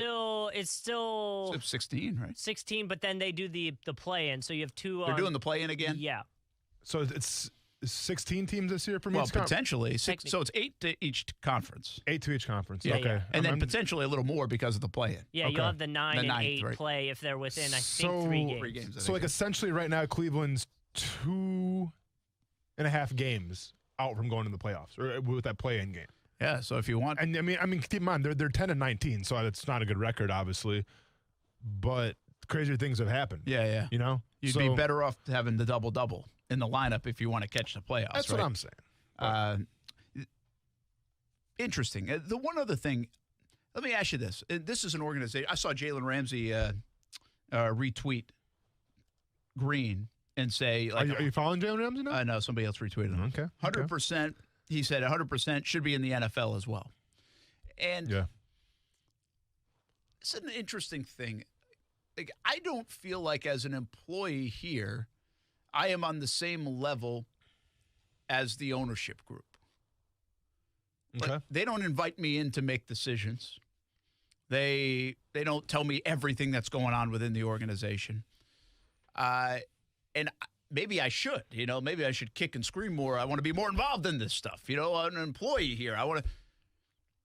While I understand it's a little bit different in sports because there's a players' union, so to speak, I feel like athletes now are almost asking for this like 50-50 partnership to run the organization. Yeah. Does it get? I mean, listen, there's nobody that has more power in sports. Well, the union in Major League Baseball is extremely strong, but it seems like from an individual athlete standpoint in a team sport, nobody has more power than an NBA player. Do we agree on that? Well, unless you're Draymond Green, I guess. Yeah. Well, the NBA players seem like they have a lot of power. I'm sorry. Unless you're Andre Drummond. I'm messing that up already. Yeah. But overall. Sure, overall, right? It's the most powerful individual player in sports, more so than NFL, NHL. It's the most empowered sport you can have. Yes. And so what I think what Green is essentially saying here is I want more. What Jalen Ramsey retweeted say, we want more I think power in that sense. See, I think Draymond Green's just trying to say that you may want more, but it's the whole condescending nature of everything. Because NBA, any fans of any professional sport, I think there's a sense of fan bases that get upset when players want to do what's best for them. Whether they want to leave, whether they want more money, all that stuff. Like, fans usually have an issue with that. Even like back with Jalen Ramsey, when it was looking like, we still might be able to keep Jalen Ramsey. Like, people were supporting, Jalen Ramsey. But some people were also against Jalen Ramsey. And then when he goes, it's like, see you later. Then what's to see you later, right? So fans and fan bases, they have a sense that when players want more, or when players want the trade, or when they're not happy, then they get upset. But what Draymond Green's trying to say is, okay, you have a guy in Andre Drummond who hasn't made a spectacle of it, who by all means looks like he wants to play, and now the organization's saying, well, no, you can't play. So, like, I think he's trying to look at, where's the outcry for that? Where's the fan base called the Cavaliers saying, you have a guy that wants to play on your team, that wants to put up that double-double every single night, and you're not letting him do that. Yeah. That's the condescending of sports. Well, so let's flip that around. Let's make it more Jacksonville related. Okay. That's a good idea. So Jalen Ramsey wants out. Correct. And Jalen Ramsey says, hey, I'm going to play my best until I'm out, but I want out. Sure. And the organization's like, well, we want you out of here. We don't like you either. Okay. Yeah. So we're shopping you. Mm-hmm. And instead of the back injury thing, the Jags for 2 weeks or 3 weeks say, we're sitting you down. Yeah. What would the fans have done? Would the fans have been ticked off at the Jags for saying, what do you mean you don't want this guy around? Because, again, I think what you just brought up is an important part of the whole Ramsey thing. Mm-hmm. Leave the Ngakoue aside for now, but the Ramsey is more, I think it plays more into what we're talking about. And you were right. They were ripping the organization. Fans in Jacksonville were ripping the organization for not making the Ramsey thing work, for getting it to a certain level where it was starting to boil. But then the tipping point, the changing point was Ramsey not playing. Ramsey with the back. Yeah. And fans were like, double birds to Ramsey at that. After Shad Khan kind of guaranteed that he would play. Yes. Remember that whole he thing? set the table for that. Yeah. So that's that week, okay? That was like a Tuesday, and Shad's on Wall Street talking on CNBC. Yeah. And he gets asked about it, and he says, hey, he's told me he's going to play. Well, because they're playing Thursday, remember. We're at the stadium. And so, that's right. And so, doing the show. Well, actually, Thursday was his last game. This would have been after that. This would have been after that because it was a Sunday game. I'm sorry. All right. Because Thursday was the last game Ramsey then he played. And you're right, because they beat the Titans. Okay.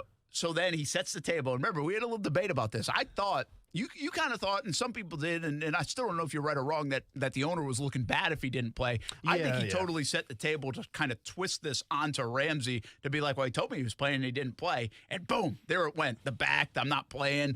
I want out. But again, I just want you for this exercise, this shift that week and say, well, hey, listen, we're trying to trade him. Shad says, we're trying to trade him. It's not going to work out here. And Ramsey on Wednesday in our news, listen, I'm going to play as long as I'm here. I get it. It's part of the business. If I'm out, I'm out. But while I'm here, I'm going to play. And Sunday comes along and Doug Marrone says, well, we're not playing him. Yeah. We're sitting him out. Yeah. I think there would have been a ton of angst toward the organization, right? It wouldn't be toward Ramsey. No. Would have been toward the organization. Say, what do you mean you're trying to get rid of him? What do you mean you're not playing him? We want to see him at least a couple more times. Yeah. He's our best player. No. So to your point, I think maybe the Cavs fans are saying that about Andre Drummond a little bit. No, without a doubt. And listen, I think, it's comparable, but there's a couple different I understand. criteria. It's not. It certainly isn't apples to apples. Well, obviously, in the NFL, every game is that much more important than an NBA game, right? Because you only get 16 of them, 17 now coming up. But I like the comparison, but now think of it like this. Think about Jalen Ramsey not wanting to leave or not giving any hints that he actually wants to get out of Jacksonville. And let's just think, all right, well, the Jaguars want to get rid of him for whatever reason. Yeah, maybe he did something wrong, whatever the case may be. Yeah. But, Tom Coughlin and Doug Marrone, they don't want him here anymore. He blew up at Doug Marrone on the sideline, and because of that, they said, you're out of here. You're out of here, right? So let's say that they're trying to shop Jalen Ramsey right now, and the teams that are interested are like, well, okay, but you can't play him on Sunday. So they choose to hold Jalen Ramsey out. And now if you're a Jaguars fan, it's like, well, what the heck, man? Like, okay, you want to get rid of him? Fine. But, like, we still got to win these ball games here. Like, we're still trying to compete.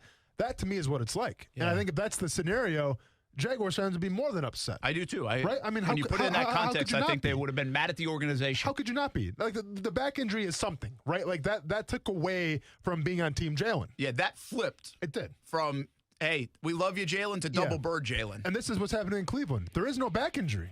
There's just a guy who's, by all means, I think just wants to play the game of basketball, and they're trying to ship him off. Yeah, and it kind of like, that's what makes it different a bit from Harden. Yes. Because Harden was like, I don't want you anymore, Houston. So what does a Rocket fan probably do? It's like, well, Yeah. screw you then. Yeah. Right? Yeah. And now you're tanking it? Now Yeah. you're not playing? So they're kind of unique.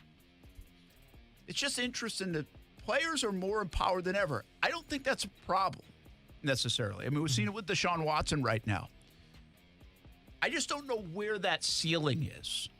Ownership is still ownership. There's only 32 owners or 30 owners in sports or whatever league you're talking about. That's it, right? Yeah. I mean, that's like treating Draymond Green the same as treating the 11th guy on the bench for Golden State, because that's not equal. Like, they're not the same.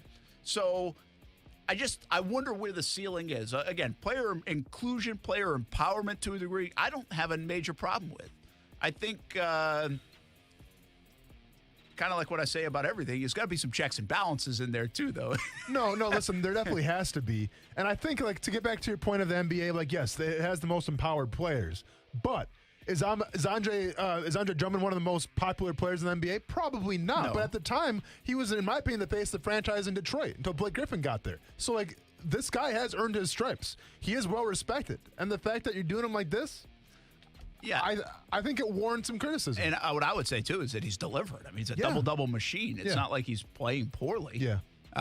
So, in conclusion for me, I really don't have a major – this has been such a thing in sports. It's the first time I've ever given it much thought. If you're about to trade a guy – if you sit him for a couple games, it doesn't really bother me that much. Like, I don't. Now, if you're going to sit him for 4 weeks, now I get exactly what Green's going to talk about. No, I sure. Get even from just a mental health standpoint. I mean, what am I going to do with myself for the next month? No, listen, but at the end of the day, though, if you're a fan and you complain about the contracts and players holding out and players wanting more money, that's fine. But then you better be complaining, too, about how franchises like the Cleveland Cavaliers are treating Drummond right now. Because you can't have it both ways. Yeah. It goes hand in hand. Yeah, absolutely. Interesting situation Green brought up. NBA talk, Brent. Wow. Well, yeah, sports talk, really. I'm kidding. I like that deep dive by Green. It was a good topic to bring up last night. We'll be back on ESPN 690. Now, the First Alert forecast on ESPN 690. Clearing skies as we go through the day today, and really pretty nice in the end for once, with high temperatures reaching the upper 60s. Chilly tonight down to near 40. Clouds move in tomorrow along with a few showers, and highs only in the lower 60s. Join me beginning at 5 p.m. for CBS 47 at Fox 30 Action News Jax for the First Alert Weather Center. I'm Chief Meteorologist Mike Burrish. The Weather Center is brought to you by Beards Diamonds, where right now you can get 5 years, zero-interest financing with nothing down. We should always be looking at our finances, but 2020 made my family take an even closer look, a bit more of a deeper dive, and it might have done the same for you, even into the world of retirement. Although that's a bit down the road for me, it might be closer for you, and your plan should already be under a microscope, and you have to lean on the experts to help guide the right plan. My friend Mike Lester with Talon Wealth Management is the perfect partner. He will provide a complimentary analysis and a plan for you. Call him at 904-515-5000 or visit guardingyournestegg.com. That's 904-515-5000 or guardingyournestegg.com. Mike will give you the guidance you need as retirement gets closer. He can help you convert company plans to private plans, a move that might give you higher returns and more options. You've earned the money. Now make sure you are ready for whenever retirement will be. Call Mike Lester at Talon Wealth Management, 904-515-5000. That's 904-515-5000. Or visit guardingyournestegg.com. Most people don't realize there is a Holocaust gallery right here in Jacksonville at Jewish Family and Community Services. Also, there are many Holocaust survivors that live locally. The Frisch Family Holocaust Memorial Gallery features rotating exhibits, making it a great free resource to schools, civic groups, anyone.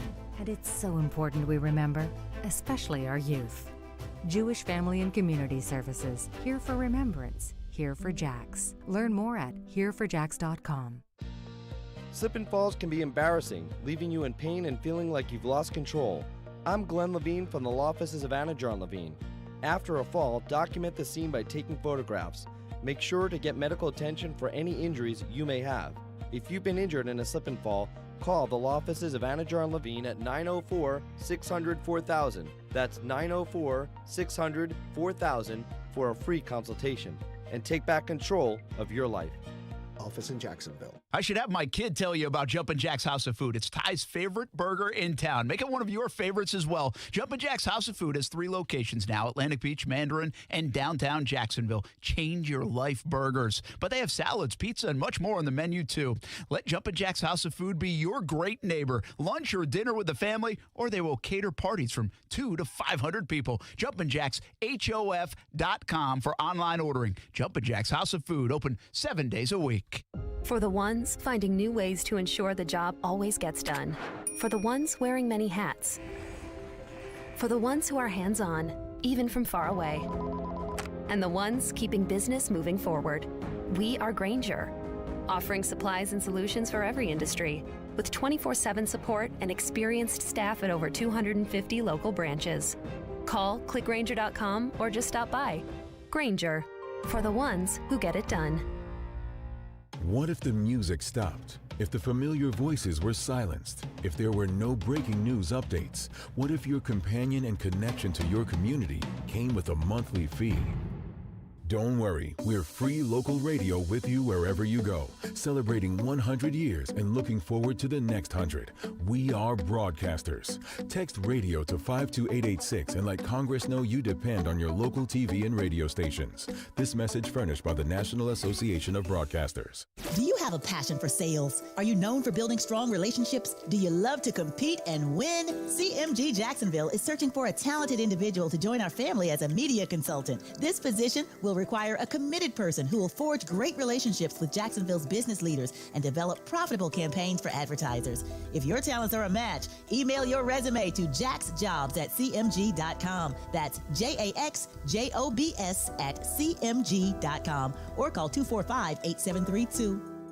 In Florida, it's not if the storms are coming, it's when the storms are coming. And that's why you need the Chief. Jacksonville's chief meteorologist, Mike Burrish, with a proven track record of keeping local families safe. Rain, heat, hurricanes, flooding, tornadoes. We get it all. Just more reasons why you need the Chief.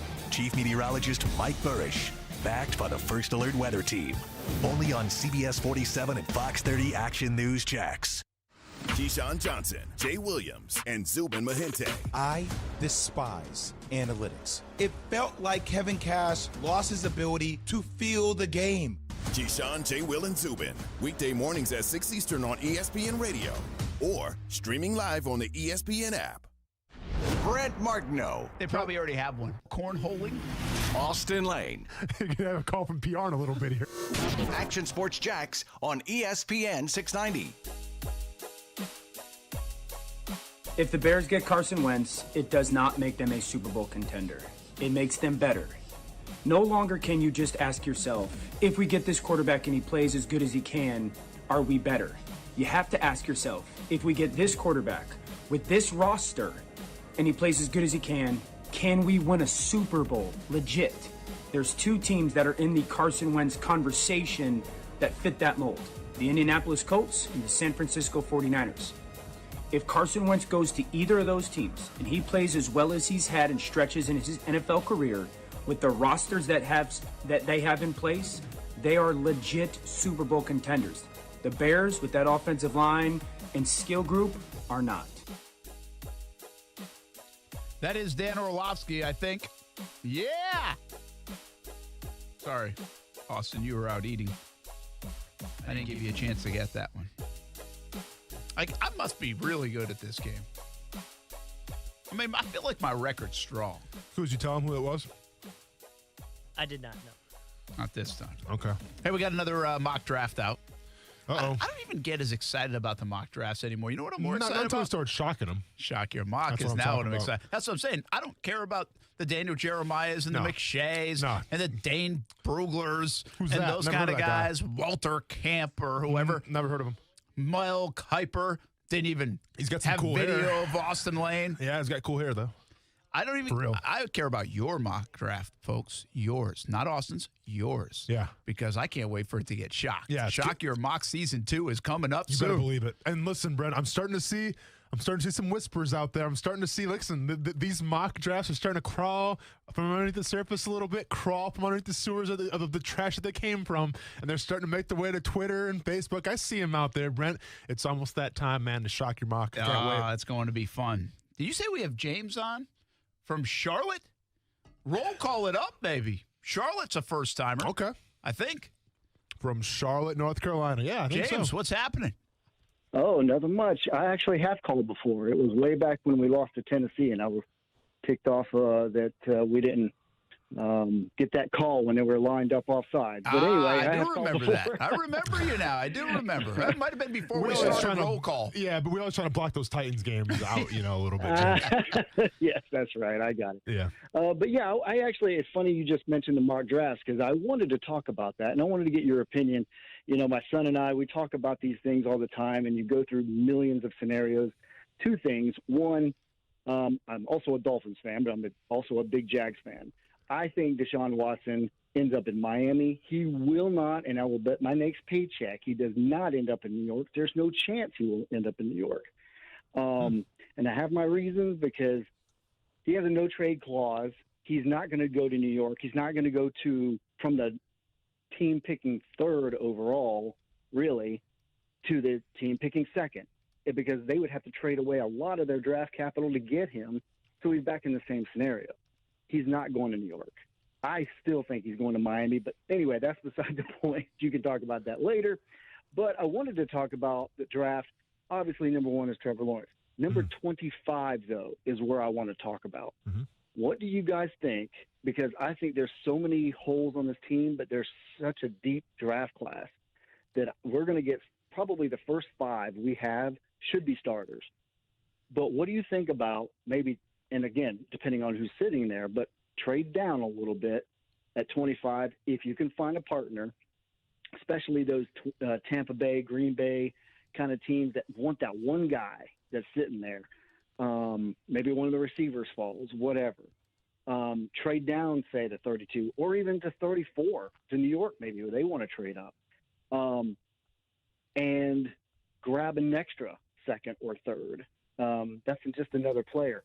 The problem with that, and that's what I wanted to talk about, you risk losing out on a Morig or maybe that lineman that you want. Yeah, Barmore seems to be the consensus right now. Barmore. I think Freiermuth will be there in the second round. I really do. But, that's kind of what I'm looking at. I like extra picks, but, it's just like anything. You gamble, you run the risk of, losing out on that guy, like the Trayvon Morig. I think he is a stud. I've watched TCU a little bit here and there. I've got all the channels, and he is really good. So he would be an excellent addition. But at the same time, I'm all for trading one pick for 2 and getting 2 starters. So anyway, that's really all I had to say. I can stay on or get off. James, appreciate the call, man. Thanks. Action Sports Shacks on ESPN 690. We'll discuss that right now, and it's a good question. And I might surprise you with the way I go here. Normally, I think trading down, a lot of people want to trade down. Yeah. I've got to be honest with you guys, and Austin and James. Jags have had plenty of picks. They had a dozen last year. We got 11 more this year. I mean, I don't need more picks. I don't. I don't want more picks. They've got 5 in the top 65. I'd rather go get a player in the top 18, top 50. I'd rather package and move up if I feel like there's a need there, or I'll just sit there. But I would not be crazy about moving back down. Whoever you want at 34, you can get at 33. Correct. Just to get another pick. Now, again, it might make sense. However their board lines up, and they might have the top 22 guys in this draft are really good. Then there's a separation between 23 and 48, let's just say, right? Yeah. And that's a whole pod where you can't go wrong there. And if that's where it lines up, fine. That happens. I don't know how that's going to shake out on their war room board. But just sitting here, I would much rather see the Jaguars take that bevy of picks and go up and get another stud. And I don't need you to give away the draft for that. But Take a pick or two. Take a chance. Go get somebody that you really like so somebody doesn't take the guy you want. I'll take you back to the Taven Bryan draft. If I had this amount of picks back then, and I forget how many picks the Jags had then, trade up ahead of Baltimore and go get Hayden Hurst if you want the tight end. I'm not even telling you that it was going to work out and that would have been the greatest pick of all time. I'm just saying if that's the scenario because you wanted Hurst, but 2 or 3 picks ahead of you, Baltimore took him, so then you go to plan B, which is Taven Bryan. No, you don't need to do that, Jacksonville. You have plan B. It's called pick 33. It's called pick 44. It's called pick whatever else. You have plan B, C, and D with so much ammunition. Go get your guy. Yeah. I see what it's James, right? James, yeah. Yeah. I see what James is trying to say, though. Yes, you do have a lot of equity right now in the draft, but you also have equity towards the end of the draft. And we've been over this before, Brent. Like, those guys taking the 4th, 5th, and 6th round, like, you don't expect them to come in and play right away. No.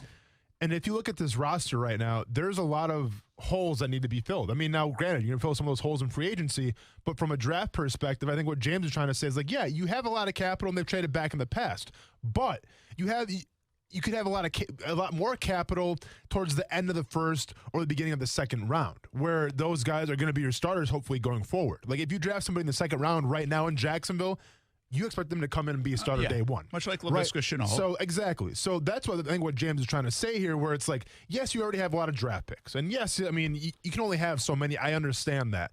But to have a lot more at the end of the first round and maybe the second round, like that can be a game changer. That can. So, I see where James is coming from. And by the way, Trevon Moehrig-Woodward, I'm not mad at either. I mean, that guy's a safety out of TCU. I can say his name properly, so I like that already. So keep that in mind for your mock drafts out there, folks. You start sending them in. People are high on him. I got to be honest with you, I don't know much about him. Yeah.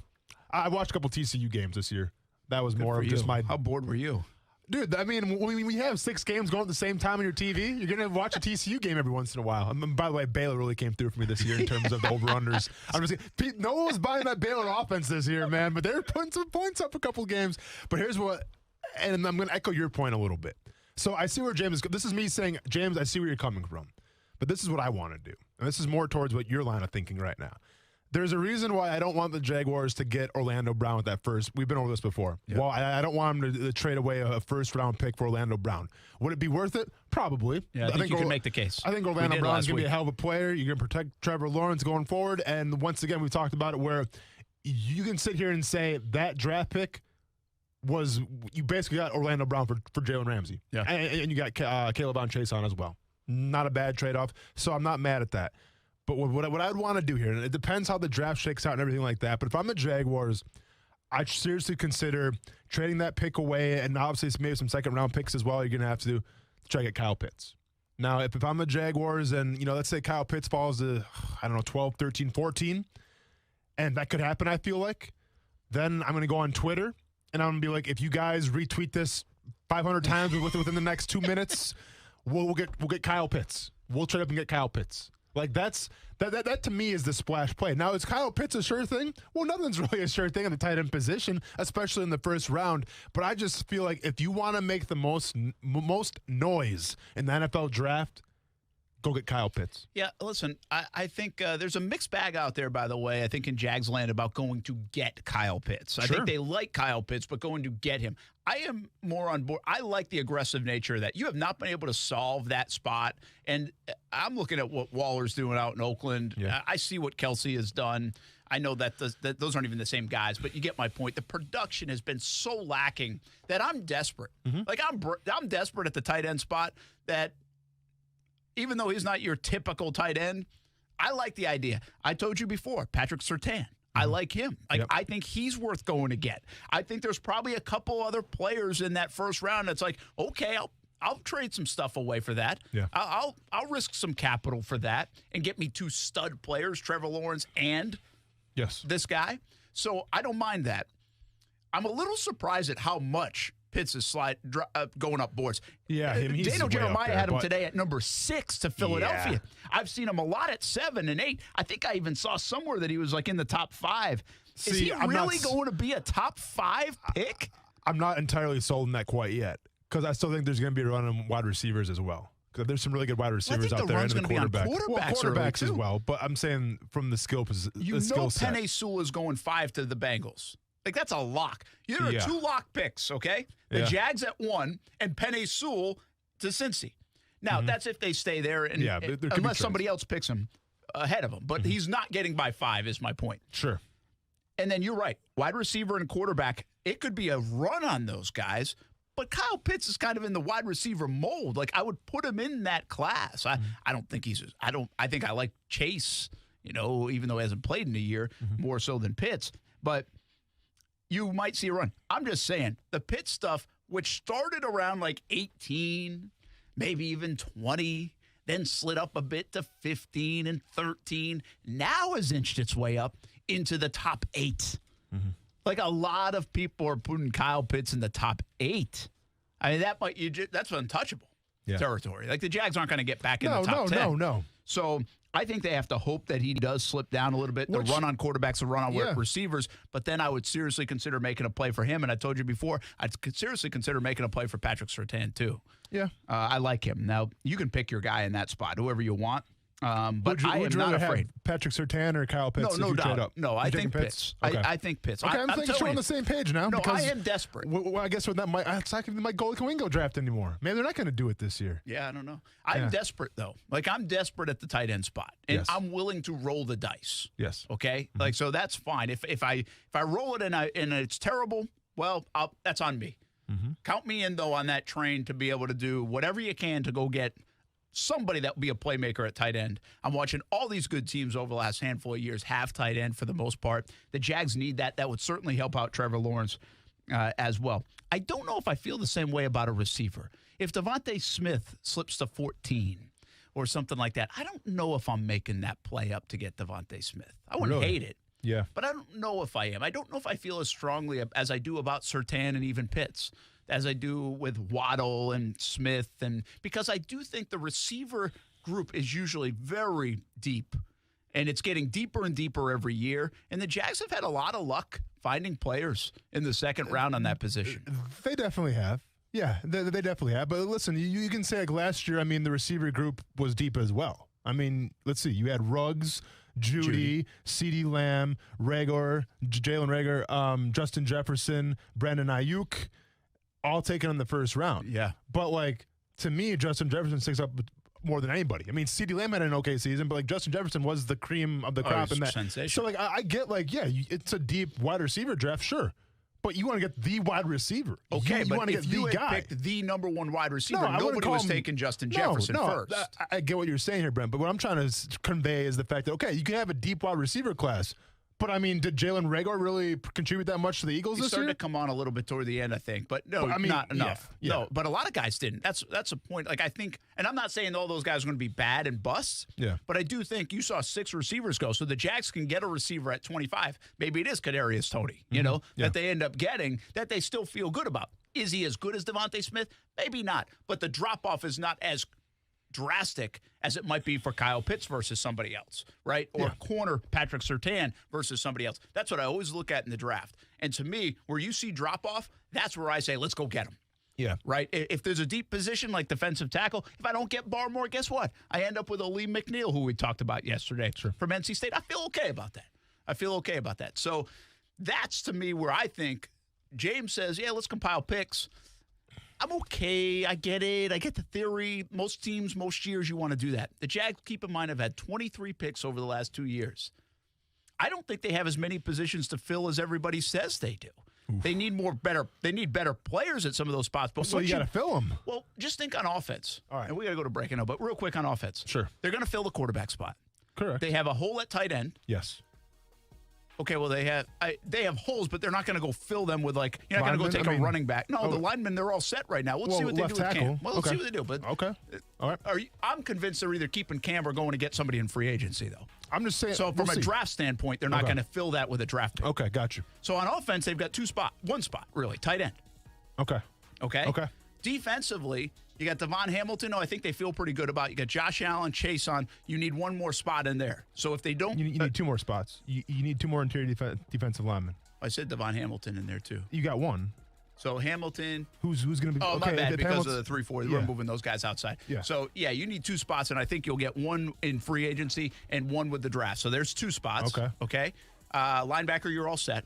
Correct. Corner, you can use an upgrade in one of the spots. That's 3. Safety. And safety, again, probably you can go 4 or so. Probably let's just say 4. Okay. Well, they have 5 picks in the top 65. What? So why do you need more? Where are you going to put that starter that you have 3 second-round picks? I'm trying to get as many defensive line as possible. Yeah, again, you can build depth. I'm That's just what I would try to saying do. that's why I don't necessarily believe that you need to go accumulate more. Just go get the better players that give me an upgrade. Yeah. For this year. That's why I think it works better this year. We got to take a break. Action Sports Shacks on ESPN 690.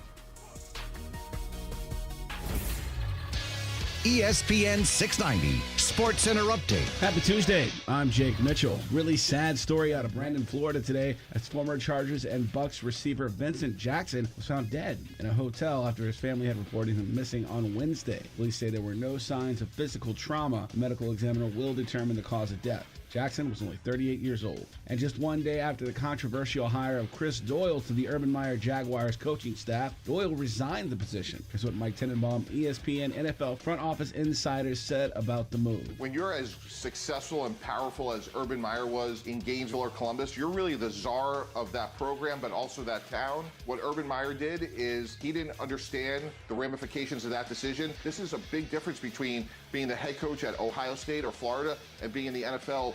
Accountability, transparency is much different. The Sports Center Update is brought to you by Morgan & Morgan. Morgan & Morgan, for the people. We should always be looking at our finances, but 2020 made my family take an even closer look, a bit more of a deeper dive, and it might have done the same for you, even into the world of retirement. Although that's a bit down the road for me, it might be closer for you, and your plan should already be under a microscope, and you have to lean on the experts to help guide the right plan. My friend Mike Lester with Talon Wealth Management is the perfect partner. He will provide a complimentary analysis and a plan for you. Call him at 904-515-5000 or visit guardingyournestegg.com. That's 904-515-5000 or guardingyournestegg.com. Mike will give you the guidance you need as retirement gets closer. He can help you convert company plans to private plans, a move that might give you higher returns and more options. You've earned the money. Now make sure you are ready for whenever retirement will be. Call Mike Lester at Talon Wealth Management, 904-515-5000. That's 904-515-5000 or visit guardingyournestegg.com. Everyone at CGC Water hopes your new year is off to a fantastic start, and CGC Water wants to give you the gift of clean drinking water. A Connecticut system from CGC Water removes up to 99% of contaminants. Now that's clean water. Right now, CGC Water is offering $1,000 off a K5 reverse osmosis drinking water system with the purchase of a Connecticut Premier Softener.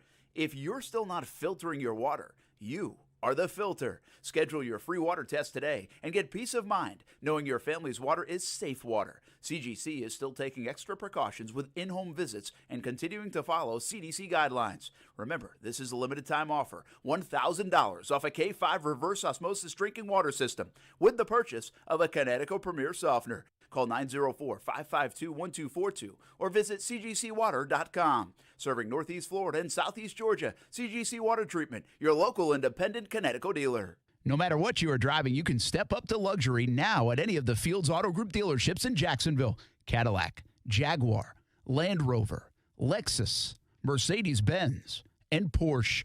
Yes, it's luxury for less at all Fields Auto Group locations in Jacksonville. Plus, you'll also be part of their exclusive Fields Amenities program, where you will get complimentary loaners, car washes, and cafes. So whatever you're driving, see Fields first and step up to luxury for less during this amazing opportunity. Visit fieldsauto.com. Everybody loves selfies, right? It's the way we all like to say, hey, it's me. No pretending, just the real you. Seems like a little thing, but little things mean a lot. Adding a smarter banking account at Community First might seem like a little thing too. But if you want a smart way to move your money around, you know what works for you. So do what's right for you. Community First. Just be yourself. Add an account on your phone, tablet, or desktop at justbeyourself.com. Federally insured by NCUA. For the ones who know safety isn't a catchphrase, it's a culture. And the ones who help make sure everyone makes it home safe. For the safety-minded who watch everyone's backs Grainger offers supplies and solutions for every industry, as well as safety assessments and training to keep your facilities safe and your people safer. Call, click Grainger.com, or just stop by. Grainger, for the ones who get it done. This is Action Sports Jacks on ESPN 690. Welcome into the show, a name you know. If you've been listening and watching ESPN for a long time, I know you know him. We're going to call him one of the forefathers, if you will, of sports radio, Mike Greenberg. Thank you. Forefathers is an interesting, that's fascinating. Every day, as I talk to more people, I get older and older. So that's kind of funny. Listen weekdays from 3 to 6 p.m. in your car or stream them. ESPN690.com.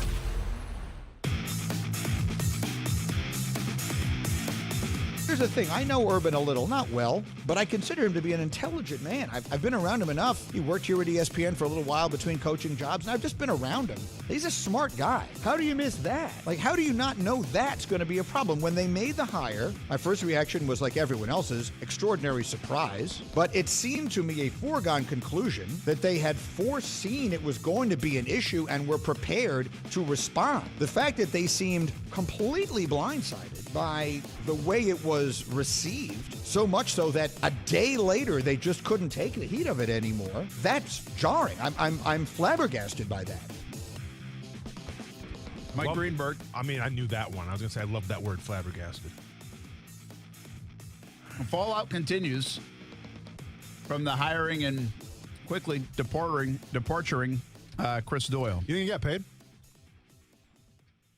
That's a great question. Got paid from Iowa. Think he got paid here? I don't know. Is that like a like when you buy a house, right? Yeah. You basically have like a 3-day window, I think, like 3 business days to back out of it. Which is crazy to me. I think. I mean, that's how it works. Like, I'm sure I think it does. any contract, who does that? basically, I think that's a contractual thing. And lawyer, please let me know, or somebody else let me know. But I think it's like almost any contract you sign, I think you have like a 72-hour window. I mean, if only we had a realtor on here that used to talk sports with us and making wagers. I know. I could check with Brandon. But yeah. I don't even know if it's just real estate. I think I've heard it in real estate more often because it's such a big purchase. Yeah. But I like if the TV station, I think they call it grace period, right? Yeah, I think if the station, signs me to a contract. Sure. I think I have like a 72-hour window with no real, ramifications. Sure. To say, actually, no. Hold on. Yeah. I'm out. Yeah, no, I got you. I think. So it's not like if they bring somebody new and they can't just sit you on the sidelines until your trade goes through or anything? Is that what you're saying, too? You're good? Okay. I don't know. I wonder if I'm right on that. Maybe that's like an old school thinking right. of me. No, I think you're right. Yeah. They call it a grace period. You have like a week grace period, Like they say. it's like a warranty. Yeah, maybe. Yeah, kind of? No, I don't know. That's not how it works. Yeah, I don't know. I've never had anything guaranteed. I can tell you that. Not in this business. Brent Martin, Austin Lane, Coos. Hey, let's just continue for a moment on Daniel Jeremiah's mock draft. That's one of the latest ones out. So you think he got paid, though? I mean, we didn't answer the question. Oh, you're really stuck on this. Listen, the reason why I'm stuck that's on my it is, point. I said I don't think so. Okay, because imagine if you're Shad Khan and you got to dish out a couple mil here. Oh, you sure Zach didn't get paid that. Well, that's like a thing. Well, like contracts are hey, there's buyouts. No. There's buyouts. I don't think he got paid a cent. Okay.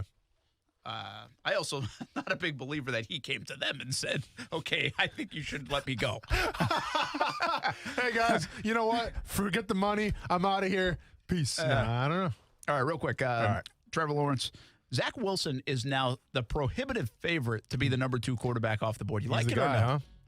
Huh? I don't. Nah. You don't? No. See, I do.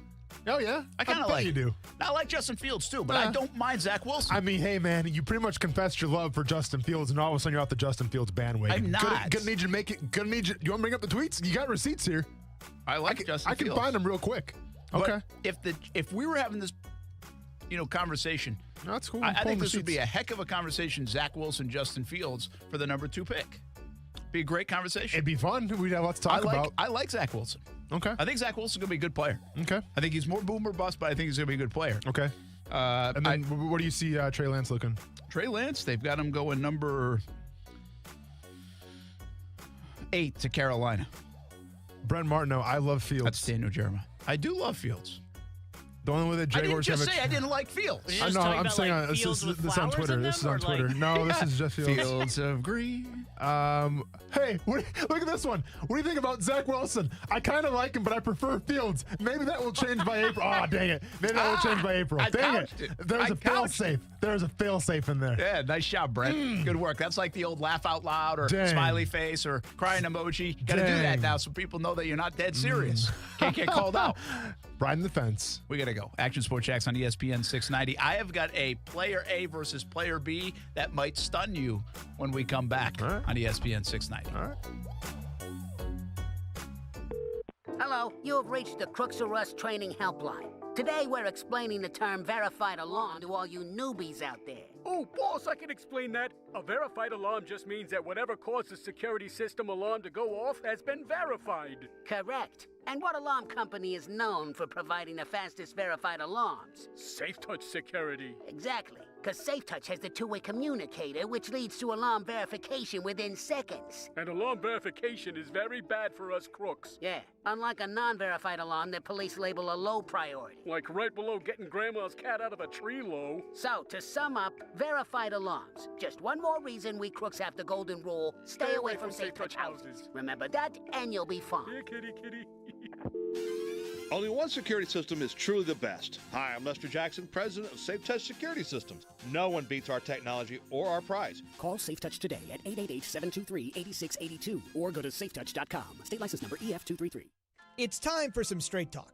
Your tax return could look different this year, but you're still going to hear a lot of noise about how to spend it. So when the big carriers tell you to splurge on the latest nonsense, just tune it out. With Straight Talk, you can get a Samsung Galaxy A51 for just $199. Plus, get the $45 unlimited talk, text, and data plan with no contract on America's best networks for up to 50% less. Tune out the nonsense and tune in to Straight Talk. Straight Talk Wireless. No contract, no compromise. Get in the zone, AutoZone. Welcome to AutoZone. What are you working on today? Ugh, nothing's worse than starting trouble. We can help you out. We can start with a free battery test. That way we'll know if your battery is causing the issue. It could be your starter or your alternator. You don't want to waste money on the wrong fix. And if you do need a new battery, we've got you covered with a wide selection of replacement batteries. That's what makes us America's #1 battery destination. Claim based on data from the MPD Group 2019. Get in the zone, AutoZone. Beard's Diamond's most exciting offer is back for a limited time. 0% financing for 5 years. Plus, get zero down. It's the sale smart jewelry shoppers wait for. You get Beard's already low prices. But then you get to spread your payments out for 60 months with no money down. But hurry, this incredible finance opportunity won't last long. How about a $6,000 Decory or Veragio ring? You pay just $100 a month. Or a pair of $3,000 stud earrings. You pay just $50 a month. And every purchase at Beard's Diamonds is backed by our free lifetime warranty. Now's the time to get her that designer setting she's been dreaming about and spread your payments out for 5 years. Find your total price by 60, and that's all you'll pay per month. Don't miss out on the best deal of the year. 0% financing for 5 years. Plus, get zero down on everything in the store. Beard's Diamonds at the St. John's Town Center or at beardsdiamonds.com. Get the lowest prices in Jacksonville guaranteed at Beard's Diamonds. Have you seen it? I'm talking about the all-new showroom at Arlington Toyota, where they're celebrating with savings all month long. So what are you waiting for? Right now at Arlington, take your pick. A new 2021 RAV4 LE or a new 2021 Tacoma SR. You choose. Zero down or buy for just $299 a month. This is a purchase, not a lease. Celebrate with savings and come see the new showroom at Arlington Toyota today. Shop safely in person, 10939 Atlantic Boulevard, or online at arlingtontoyota.com. Visit arlingtontoyota.com/February for full details. ESPN 690 is home for the Florida Sportsman Fishing Show, hosted by Captain Rick Riles. Tune in every Saturday morning from 7 to 9 a.m. to find out what's biting now.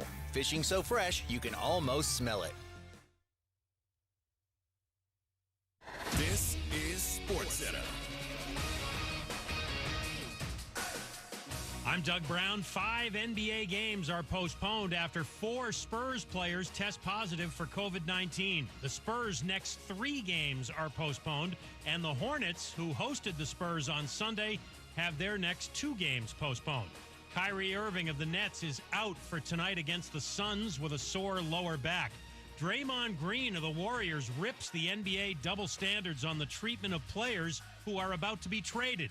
ESPN's Kendrick Perkins. GMs talk, owners talk, executives, everybody talk around the league. And once you get labeled as a counselor, it's hard for you to get that label off you. And then 9 times out of 10, in the next few years, you're out the league. Green says the NBA needs to do a better job protecting its players. Phillies outfielder Odubel Herrera gets an invite to spring training.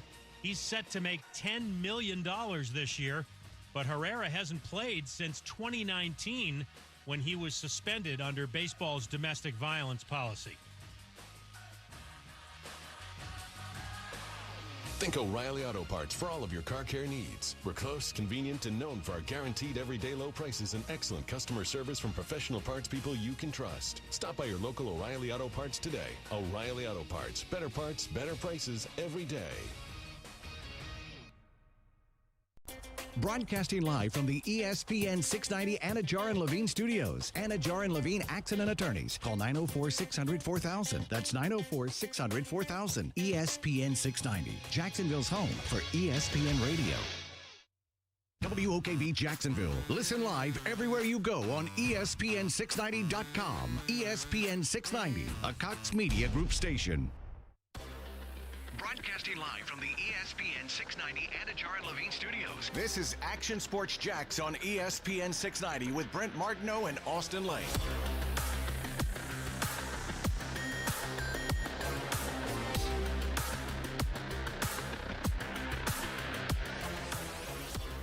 I think it's pretty likely, to be honest. And who among us, hasn't looked back at our lowest at an X and thought, maybe I had something good there, and maybe, and listen, I don't think Jimmy Garoppolo is a huge difference maker, but I also don't think the Pats have a lot of better options. They do have cap space, but they're not picking high enough in the draft to go after any of the top 4 quarterbacks. They'd have to trade up, which they never do. And then after you get out of Watson and Prescott, there aren't really free agents that are better. I think San Francisco, it's become pretty clear that they want out and they can get out, whether it's a trade or a cut. So a reunion makes a lot of sense to me. Sarah Span? Mina Kimes. Yeah! Damn. Come on, Austin. Come on. You're better than that, man. Damn. The struggle. I thought it was because the whole Jimmy Garoppolo going to Chicago. I don't.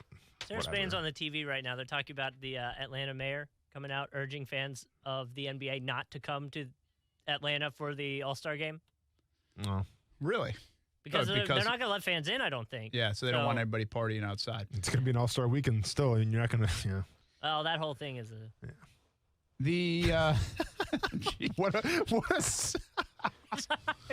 what in-depth analysis? Well, that whole thing is, Well, the players are pissed off about it. Everyone's pissed off about it, but they're still doing it. So I got a QB comparison out there for you. I'm going to give you the numbers in just a moment. But real quick, we talked a little NBA earlier, and I said this to you the other day. I'm looking through the standings.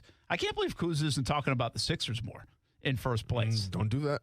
There's a reason. I know it's young. I'm not talking about how Ben Simmons is the best defender in the league and how they're the number 1 team. Oh, okay, hang on now. 1 second. I also say... No. We're not going to just let him say that and then it's... No. Milwaukee, 1.5 games behind right now. That's fine. Relax, Kuz. Okay. Sorry, Brent. Is that it? You good? The other thing about the NBA... the Knicks got off to a pretty decent start, got everybody talking. Yeah, that was cute. But they're still what are they, 6th in the East right now? I mean, they're probably going to the playoffs. Yeah. I feel like that's a big deal for the team's Knicks. Going to the playoffs. Not the Knicks. When you're the Knicks and you probably haven't won more than 12 to 15 games. Yeah, the Knicks. Yeah. I mean, it would be a big deal, I think, if the Knicks made the playoffs. Is RJ Barrett doing his thing? They might. RJ was playing pretty well. Okay. Julius Randle was playing really well. They were playing. They are playing. I'll tell you the other one. Utah obviously is on fire, right? Ridiculous. But nobody pays attention. 23-5. Nobody pays attention to Best Utah. record in the NBA. But nobody talks about it. So, the two teams that are the best teams right now, nobody's talking. Well, again, I don't hang around in NBA circles. Cool's probably like, well, yeah, of course they are, Brett. They're talking about them all the time on the Drive and Dish podcast. I get it. But you think we'd hear more about the Sixers and the Jazz the way they're playing, and we don't. Like, I'm just saying, like, they are not flashing across my phone headlines, and they're playing good. The other one I'll give you, like the Knicks on the other side, that's going to make the playoffs, but Phoenix finally is good. Yep. And it just makes me think of maybe the Knicks. You said Barrett, and he might not be the guy for this conversation, but it was Paul for Chris Phoenix. Paul, Yes. I don't know if this fits Philly, although Doc Rivers Doc in general. Rivers, okay? So yeah. so we're talking one person, how they've changed around Phoenix and definitely Philly, right? Do you also have Al Horford too? Al is no longer Well, then there you go. Hey, what? So a little bit for Philly, change. a little bit of addition by subtraction. I'm not saying in Horford's case for Philly, but it felt like a little bit of that. And they brought in, like, when the Sixers were really good, they had oh my gosh, I'm forgetting his name, but they had 3-point shooting. And so bringing in JJ Redick? Yeah, that's Hey, Austin Lane Driving Dish podcast. Tune in every single week here. wanted to say I thought you were talking about T.J. McConnell. He's a 3-point shooting, not effort. I wanted to say JJ 15 Barea, but I knew that was wrong. Oh, yeah, I know, it's crazy. But they brought in Seth Curry, and he's a great 3-point shooter. So He is. it really opens things up. And I'm going to be so upset. This is why I haven't been talking about it, is because this year I have a feeling LeBron is going to get the MVP award because of his age and how well he's playing. And it's going to be the one chance that Joel Embiid's really got a good argument to get it. And the argument against him is going to be, well, LeBron James is old. Yeah, well, It's crazy how people sleep on the Bucks, though. It's crazy. It's insane how Giannis Antetokounmpo, I guess, is not playing basketball anymore. Is that, well, is that there what you happened? go. I Well, they're mean, going to have fatigue with him in the MVP voting. Have we gotten fatigued on Giannis? I mean, you can get fatigued all you want. The numbers speak for themselves. I'm just going to say, it's actually getting to the point where I'm so tired of MVPs in the state of Wisconsin. Aaron Rodgers, Christian Yelich, Giannis Antetokounmpo. That state can only fit so many Player of the Year, MVPs. J.J. Watt. Thank you very much. I'm tired of just the notoriety, Brent. You know, like it just becomes kind of old after a while. So I hope LeBron James does win, or maybe Embiid, or whatever. It's so many MVP awards in that state. It's crazy. The reality of the Sixers, though, is Embiid's playing unbelievable. Unbelievable, and they've finally gotten past the point of everyone so obsessed with how Ben Simmons doesn't shoot. Doc just said, okay, we're going to build an offense around you not shooting, and here we go. But Doc Rivers is good. No, he's fantastic. And do you think you get the vibe, Kuz, a little bit in terms of the culture? Because to me, the problem with the Sixers has always been, well, Embiid is a polarizing figure. And when he's not happy, like, he makes it known. Now, maybe he doesn't, like, go and say it to the media, but, like, he'll put out a tweet here or there. Like, he's always kind of, I don't call him a distraction, but he gets people talking. Yeah. Right? Do you sense that kind of went away a little bit with Doc Rivers now? Like, Doc Rivers has seemed to kind of wrangle this team in a little more? Yeah, I think he's calmed that down a little bit more. I know we were talking about, what Draymond Green said and everything like that. I know Ben Simmons has been very vocal about, he's been very focused on his mental health throughout the season and not letting things get to him, which I guess things had in the past. Yeah. So that's another big part of it. It was always soap opera-ish. Yeah, of course. What's going on in Philly. Well, All and right. for him, it's, if he makes a 3-point shot, it's the leading headline Yeah, I on know. ESPN for 3 days. Yeah. I mean, listen, sometimes that's the can really thing. mess up your- Sometimes it takes guys a little bit to settle in. And a lot of those, especially NBA, those guys are so young. Yeah. When they get there after one-and-done guys, I mean, it's not – some are able to do it quickly, right? And some others are not. I got one last NBA question real quick. Kuz, should we be talking about Bradley Beal more? NBA leading scorer right now, by the way, Brent. I mean, the problem Would is never have guessed it. Thank you. the problem is when Should we talk Florida hoops more? Maybe. Right? We should talk Florida State hoops more. We talked to Al Horford. All right, we did our part for the day. Relax. Should be talking about Florida State hoops more. They killed Virginia last time. Yeah, it wasn't even close. Well, they're good. The big thing with Beal, Leonard Hamilton's too, really good. Yeah, I heard that. Is Florida State official station, ESPN 690. when Beal does put down those numbers, sometimes they don't result in wins. Like he has a few 60-point games under his belt where the team just doesn't win. So it's weird. Like, he's playing really well, but obviously the team is not good, and there's a lot of talk about potentially trading for him. Teams definitely want him. So, man, it's crazy how Giannis is top 5 in every single category I'm seeing here. Anyways, sorry. He's won too many awards. I guess so. Drive and Dish podcast. Check him out. Kuz talking NBA today a little bit. But I was actually, I looked back and it was interesting to see the Sixers and really Arizona stuck out at me too.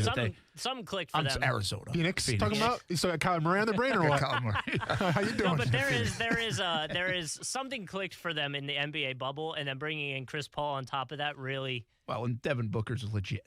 Devin Booker's legit, but he's always been yeah, legit. Last question, then we're really done here with. Is that cool, Brent? Can I get one more? Yeah, sure. Are you sure? Yeah. All right. It's okay. I'm just trying to keep people on. I hear you, man. I feel like, Kuz, I feel like, well, this is what's Florida related. The Miami Heat last year showed us something in the bubble. Right. Go to the final. Well, they're 11-16. I know. I mean, what? Screw with it, man. No. Jimmy Butler. Who's Jimmy Butler dating? It's not even talk about I it, thought man. you were going to say, it, speaking of Florida, the Toronto Raptors, because they're staying in Florida. So that's where I They'll thought you were probably going. find a way to win it all. No, man, forget it. It's ruined now. Miami Heat, they suck. Whatever. Tyler Hero, whatever. Can we, the last time I heard about Miami Heat, the only thing in the last week was Jimmy Butler, and he's dating. Who's he dating? Selena Gomez. How do you know this? Well, I thought that was notable. What show? But we just go. What are you working for? Jimmy Butler should be one of my favorite athletes. The guy likes country music. He drinks a ton of coffee. and he's dating Selena Gomez. Somebody get Brent Martineau a show on the ape right now. On the talk. 95.1 WAP. Brent Martineau's your guy, everybody. But he did let us go past Devin Booker and not talk about how Kendall Jenner posted a picture with him the other day. So, Stay away. Mm-hmm. Nothing can ruin a professional career like a Kardashian. I'm telling you, man. You think I'm lying? No, I don't. Look at the resume. Can we talk about how we should do a show from the road when Jimmy Butler does open up a coffee shop in Miami? Like, we should just go there and do a show from the coffee shop. I'm up for that. Let's do it. Okay. If we get coffee, it doesn't even have to be free. All right, Brent, you got some comparison you want to do now? Let's get to the thing I teased 10 minutes ago.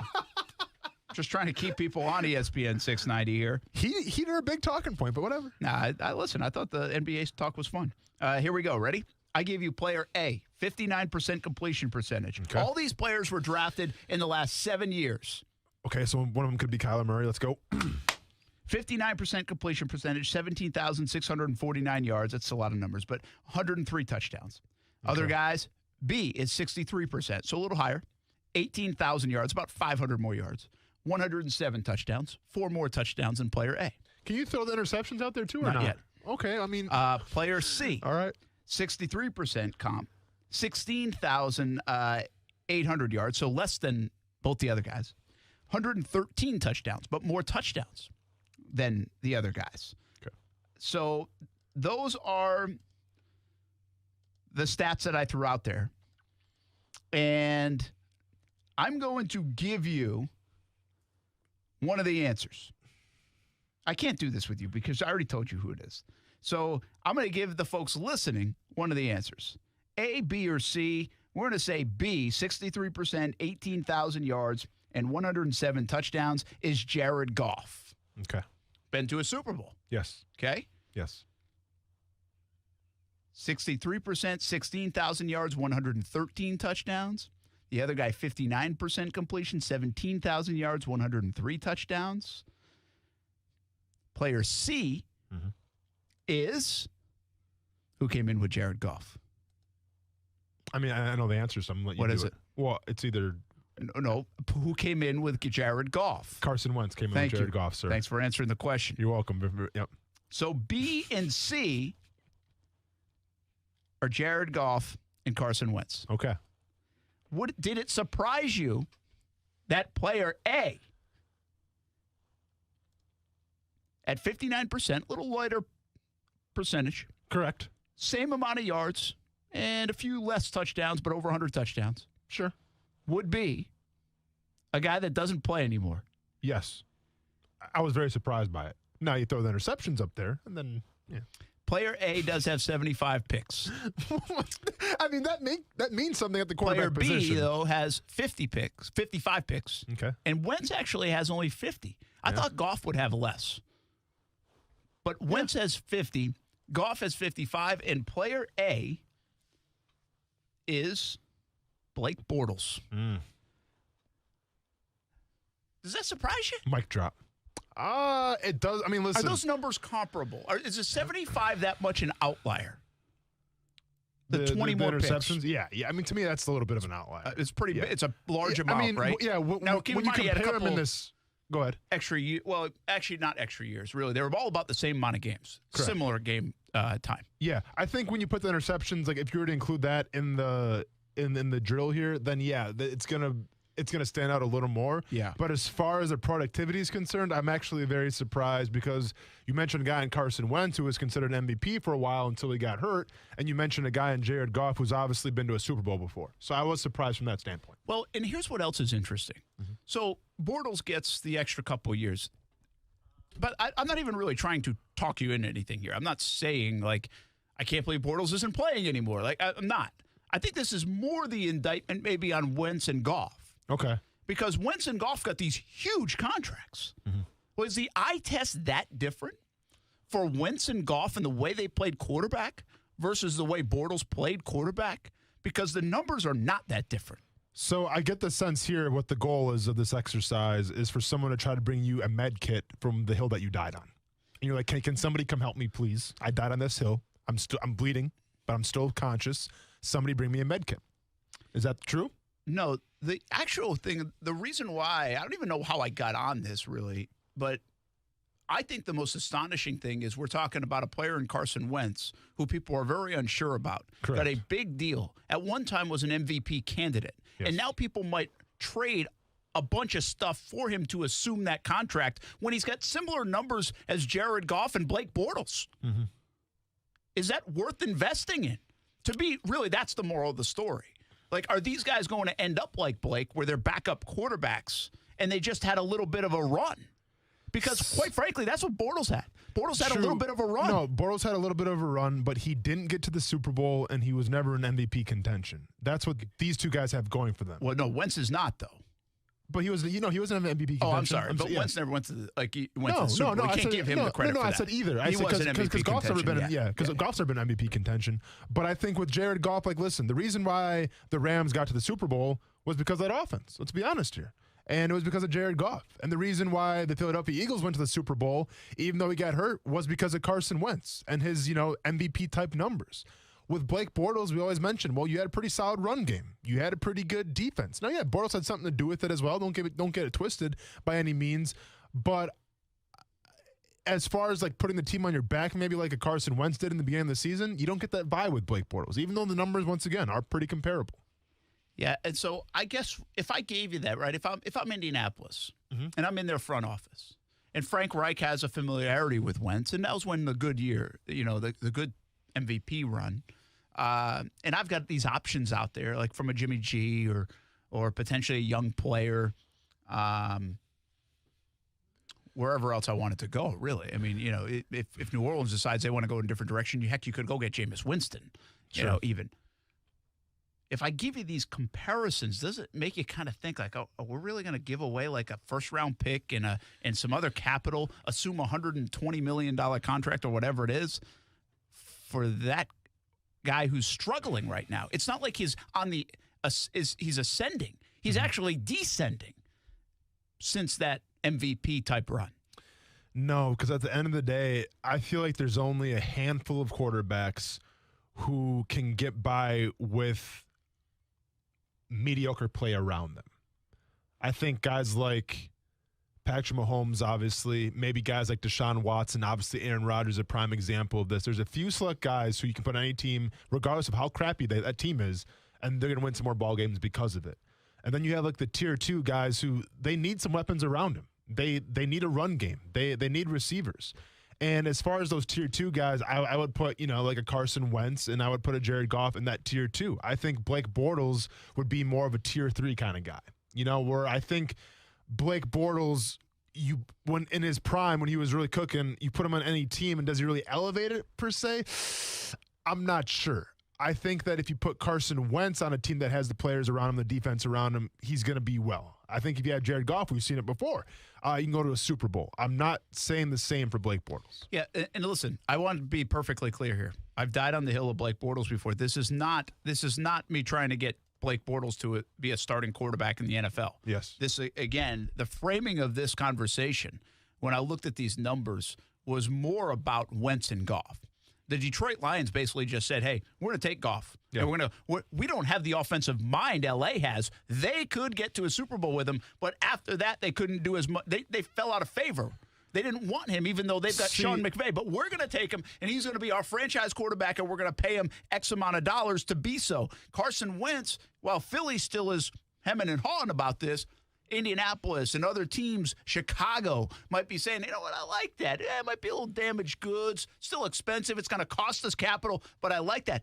I would just be buyer beware. On Detroit, did they make the right move? Chicago, Indianapolis, be careful here. But this is how the NFL works, though.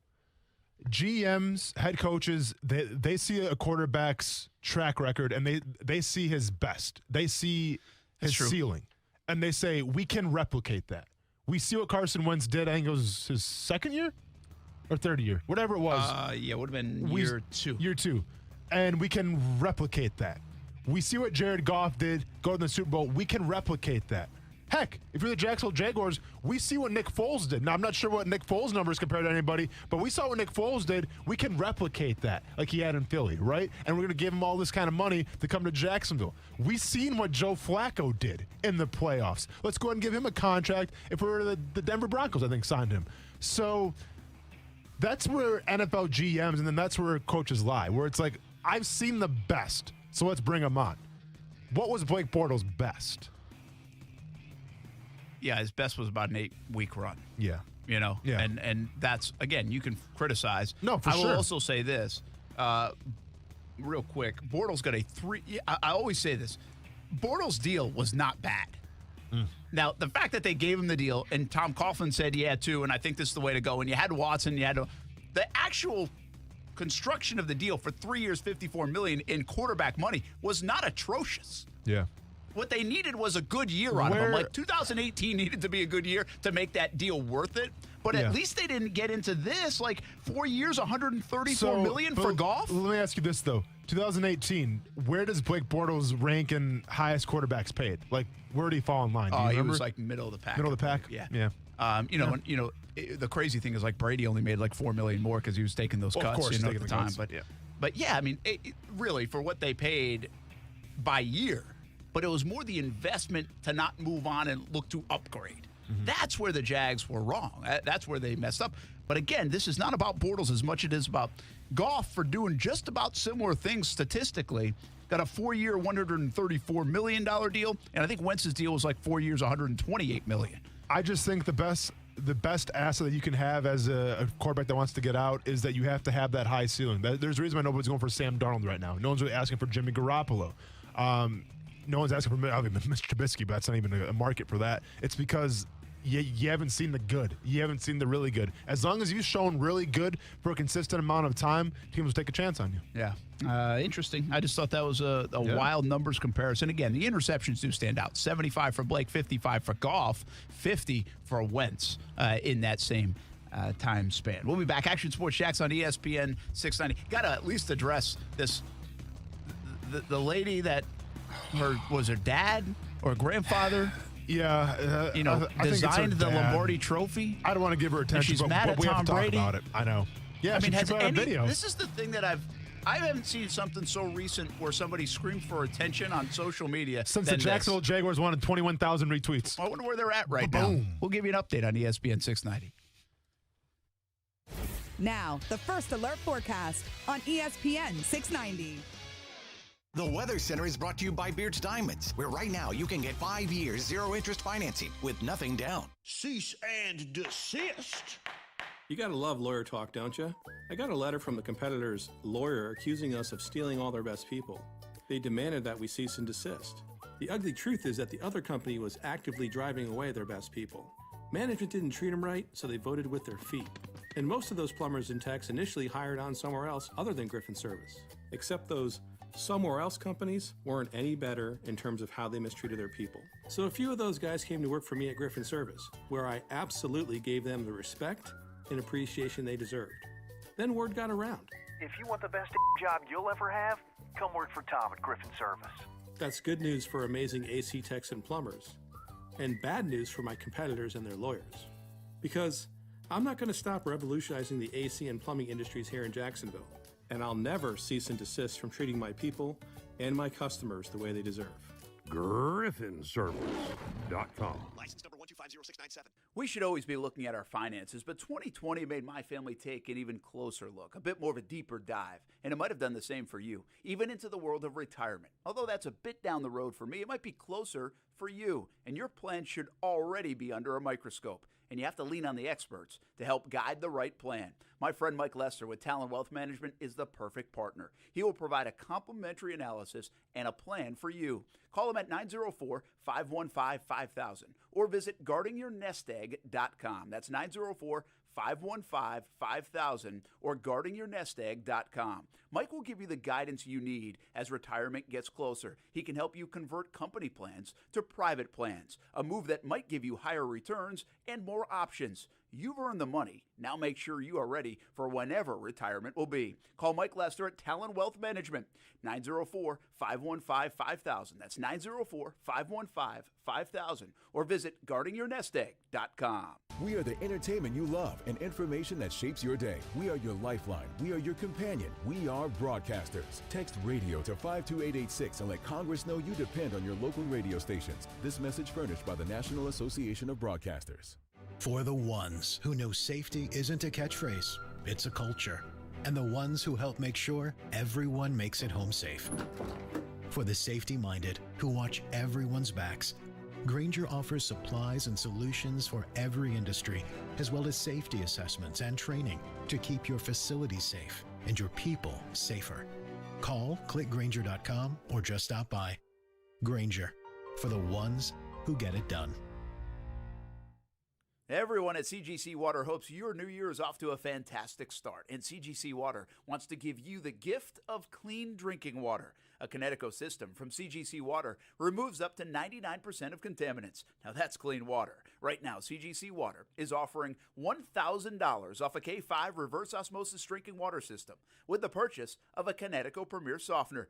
If you're still not filtering your water, you are the filter. Schedule your free water test today and get peace of mind knowing your family's water is safe water. CGC is still taking extra precautions with in-home visits and continuing to follow CDC guidelines. Remember, this is a limited time offer. $1,000 off a K5 reverse osmosis drinking water system with the purchase of a Kinetico Premier Softener. Call 904-552-1242 or visit cgcwater.com. Serving Northeast Florida and Southeast Georgia, CGC Water Treatment, your local independent Kinetico dealer. No matter what you are driving, you can step up to luxury now at any of the Fields Auto Group dealerships in Jacksonville. Cadillac, Jaguar, Land Rover, Lexus, Mercedes-Benz, and Porsche. Yes, it's luxury for less at all Fields Auto Group locations in Jacksonville. Plus, you'll also be part of their exclusive Fields Amenities program, where you will get complimentary loaners, car washes, and cafes. So whatever you're driving, see Fields first and step up to luxury for less during this amazing opportunity. Visit fieldsauto.com. After a car accident, you can feel like you've lost control. I'm Mark Anajar from the law offices of Anajar and Levine. After the crash, call the police and document the scene by taking photos of all the vehicles involved. If you were injured, get medical attention as soon as possible. If you've been involved in a car accident, call the law offices of Anajar and Levine at 904-600-4000. That's 904-600-4000 for a free consultation. And take back control of your life. Office in Jacksonville. Hey, do you owe more than $25,000 on your car, a truck, or that toy in the driveway? Refinance your auto loan with One-to-One Financial. We'll not only lower your payments, but we'll put $200 cash in your pocket. Plus, we have the lowest loan rates in town. Make some room in your budget and put more cash in your pocket. When you refinance with One-to-One Financial, Jacksonville's hometown credit union. Apply today at 121fcu.org. Federally insured by NCUA. Max. AD needed championships. Chips, plural, to start entering the greatest power forward ever conversation. How many does he need to win with the Lakers before he starts entering that conversation? The Max Kellerman Show, weekdays at 2 Eastern on ESPN Radio. And now, watch exclusively on ESPN+. Brent Martineau. Never heard of what happened in Iowa yesterday, and I don't even know how to pronounce the name of it. Derecho. Austin Lane. Iowa State Cyclones. You should call them the derechos. You can shorten it up, call them the Chos. Why not, man? I'm into it. Action Sports Jacks on ESPN 690. I have a big history of this trophy being made by my father, and it's such an honor, and I know all the craftsmen that made it when my dad was there also at Tiffany's, and it takes a lot of work, a lot of hard work, a lot of hours go into it. It just really upset me that this trophy was disgraced and disrespected by being thrown as if it was a real football. I don't even know her name, and you know what? I have no problem not getting a point in this one. So that's the story kind of the weekend. It was wild. Lauren Gross, we didn't get to it yesterday. I'm sorry, it's not Lauren, it's Lorraine. Lorraine Gross, which is, right? G-R-O-H-S. Doesn't that just sound like a Lorraine kind of comment? I was going to say, it's a big Karen comment. Is that 2 R's, Lorraine? Yeah, two R's, Lorraine. And it was her dad, right? Yes. Daughter of Lombardi Trophy designer. Are there any more, like, Lorraines out there, like the new school, like your daughter's age? Like, does your daughter have any friends named Lorraine? I don't think so. I know we had Lorraines in my family. Like, back in my dad's side, big Italian family, we had several Lorraines. I feel like, but like, there's not kids out there named Lorraine right now. I don't think so. I feel like you're doing your kid a disservice if you name him Lorraine. No disrespect to all the Lorraines out there. But Brent, I'm honest, Brent. Usually that starts with, no disrespect to all the Lorraines out there, but I feel like you're giving your kid doing your kid disservice. Instead, it started with, no, I'm going I feel like you're doing, hey, you're a moron. You're doing your kid a disservice. By the way, no disrespect. Did I say moron? Brent, let's be honest.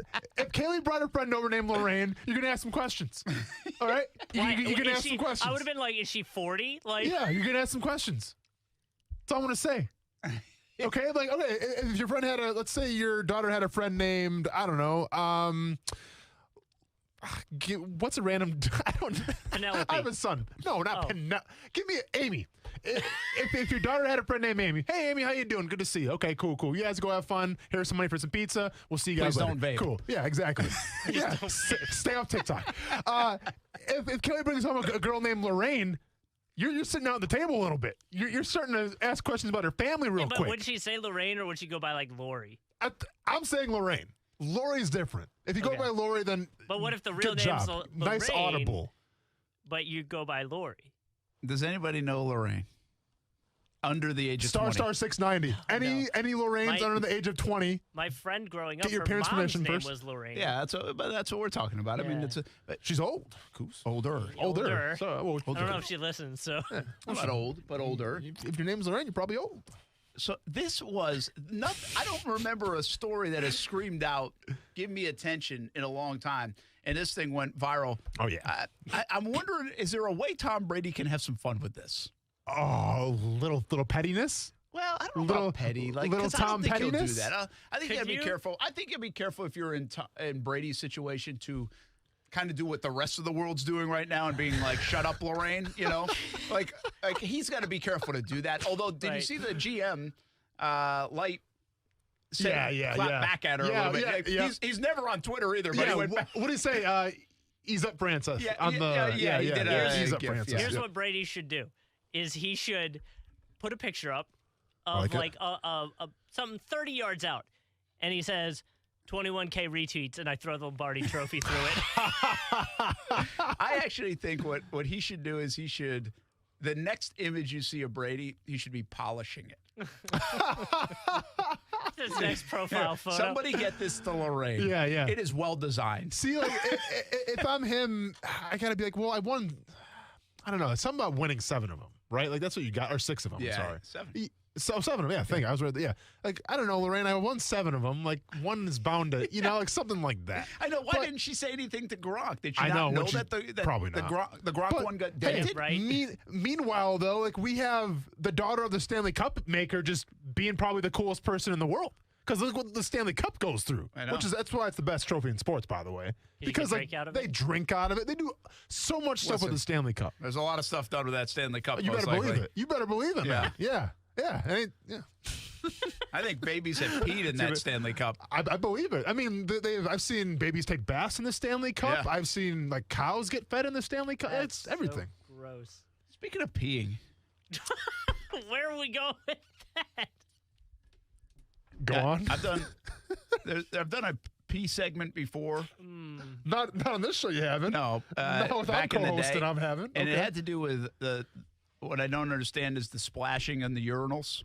Right? They need like a better splash guard. And there needs to be better technology. They're trying, but they still haven't completely done it, so it doesn't splash all over you. I can't believe we couldn't talk about the Miami Heat. We're talking about peeing splash guards right now, but please continue. But I got another one for you. And you got to be honest. Is this an idea? What do we go? Okay. This is something that happened today. Okay. Okay.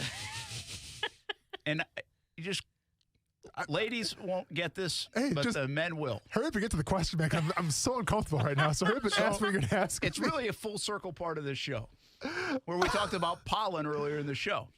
Okay. Well, I go inside after I worked out, and the pollen's raining yellow pollen, that is. Sure.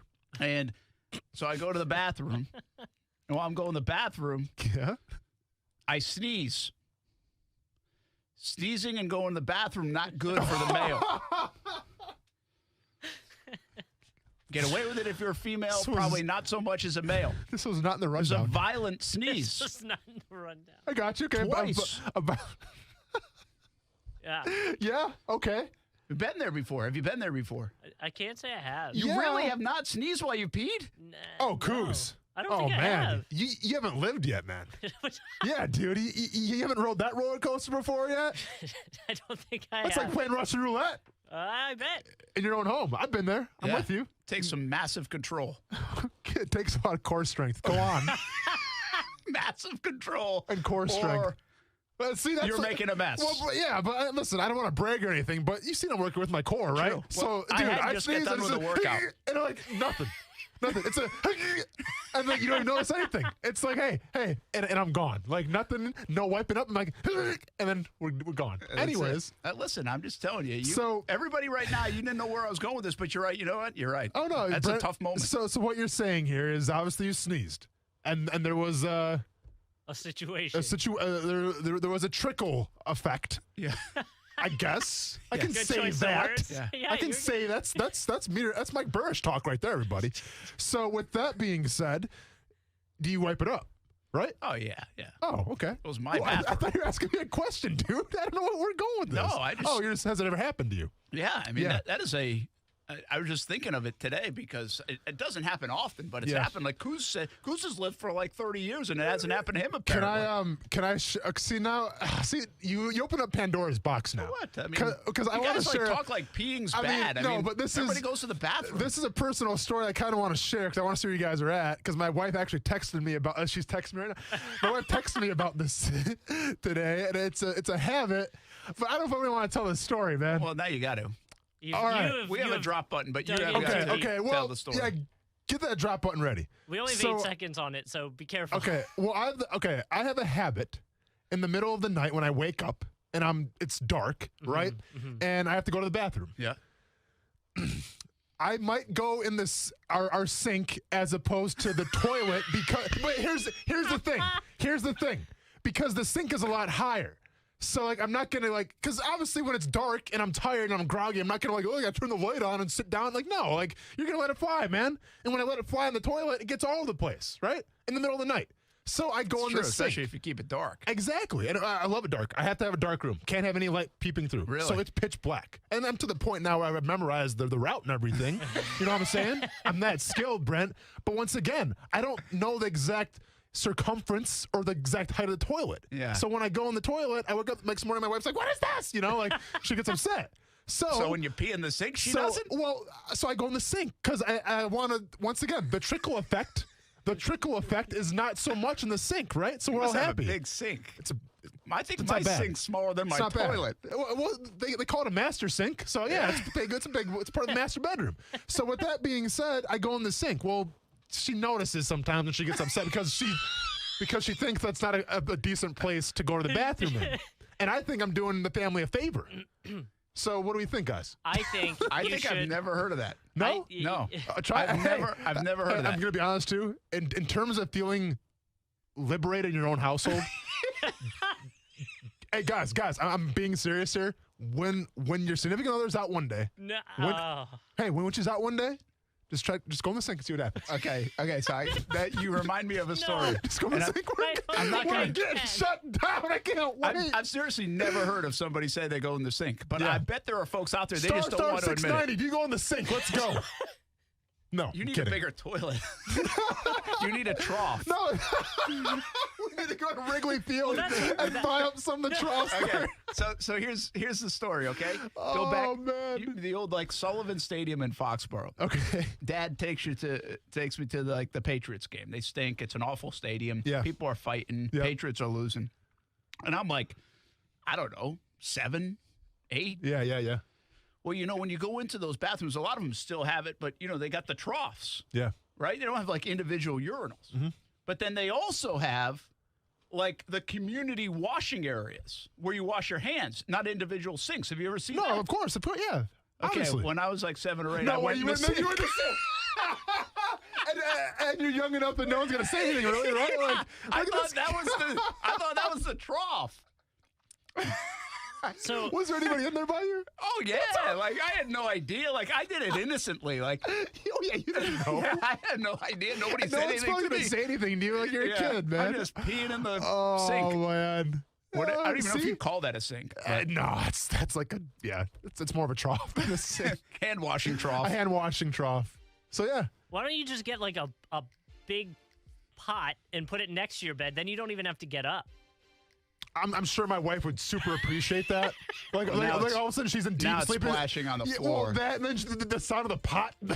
She's in deep sleep and all of a sudden the pot being what? I guess the thing I'm trying sink? not to picture. I'm trying to picture myself. I need a stool to.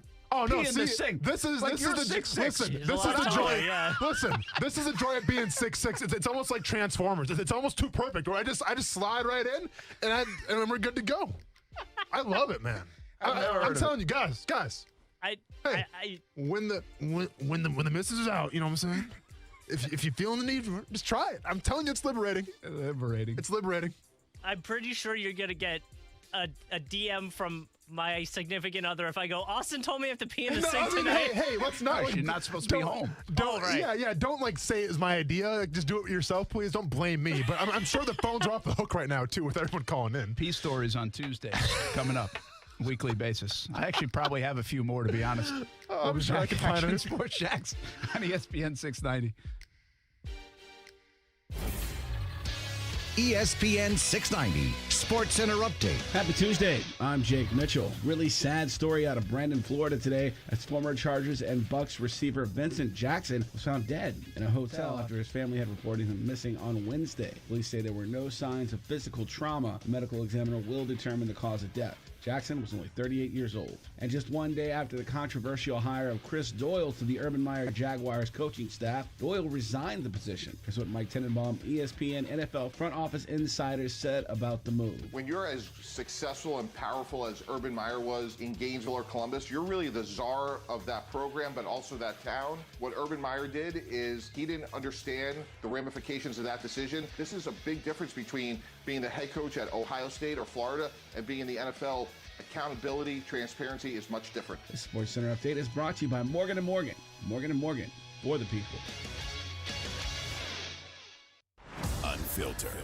Keyshawn Johnson, Jay Williams, and Zubin Mahente. If you're a New York fan, if you're a Jet fan, you're also worried about maybe even if we do surround Sam Darnold with the right skill sets or the right players, maybe this is who Sam Darnold is. Maybe he never blossoms out of this. It takes a really strong personality to bear out of that and say, that's not who I am. Maybe this is who Sam Darnold is. Keyshawn, Jay Will, and Zubin.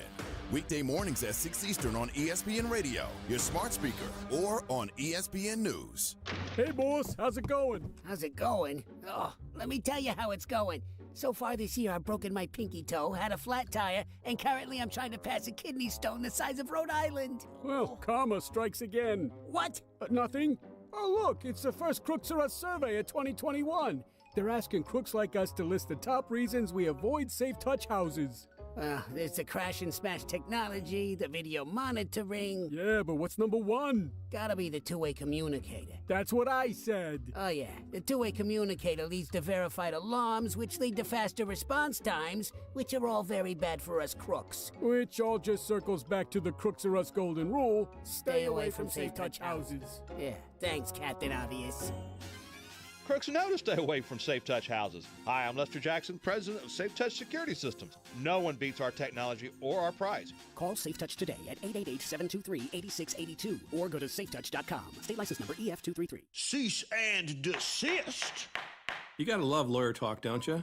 I got a letter from the competitor's lawyer accusing us of stealing all their best people. They demanded that we cease and desist.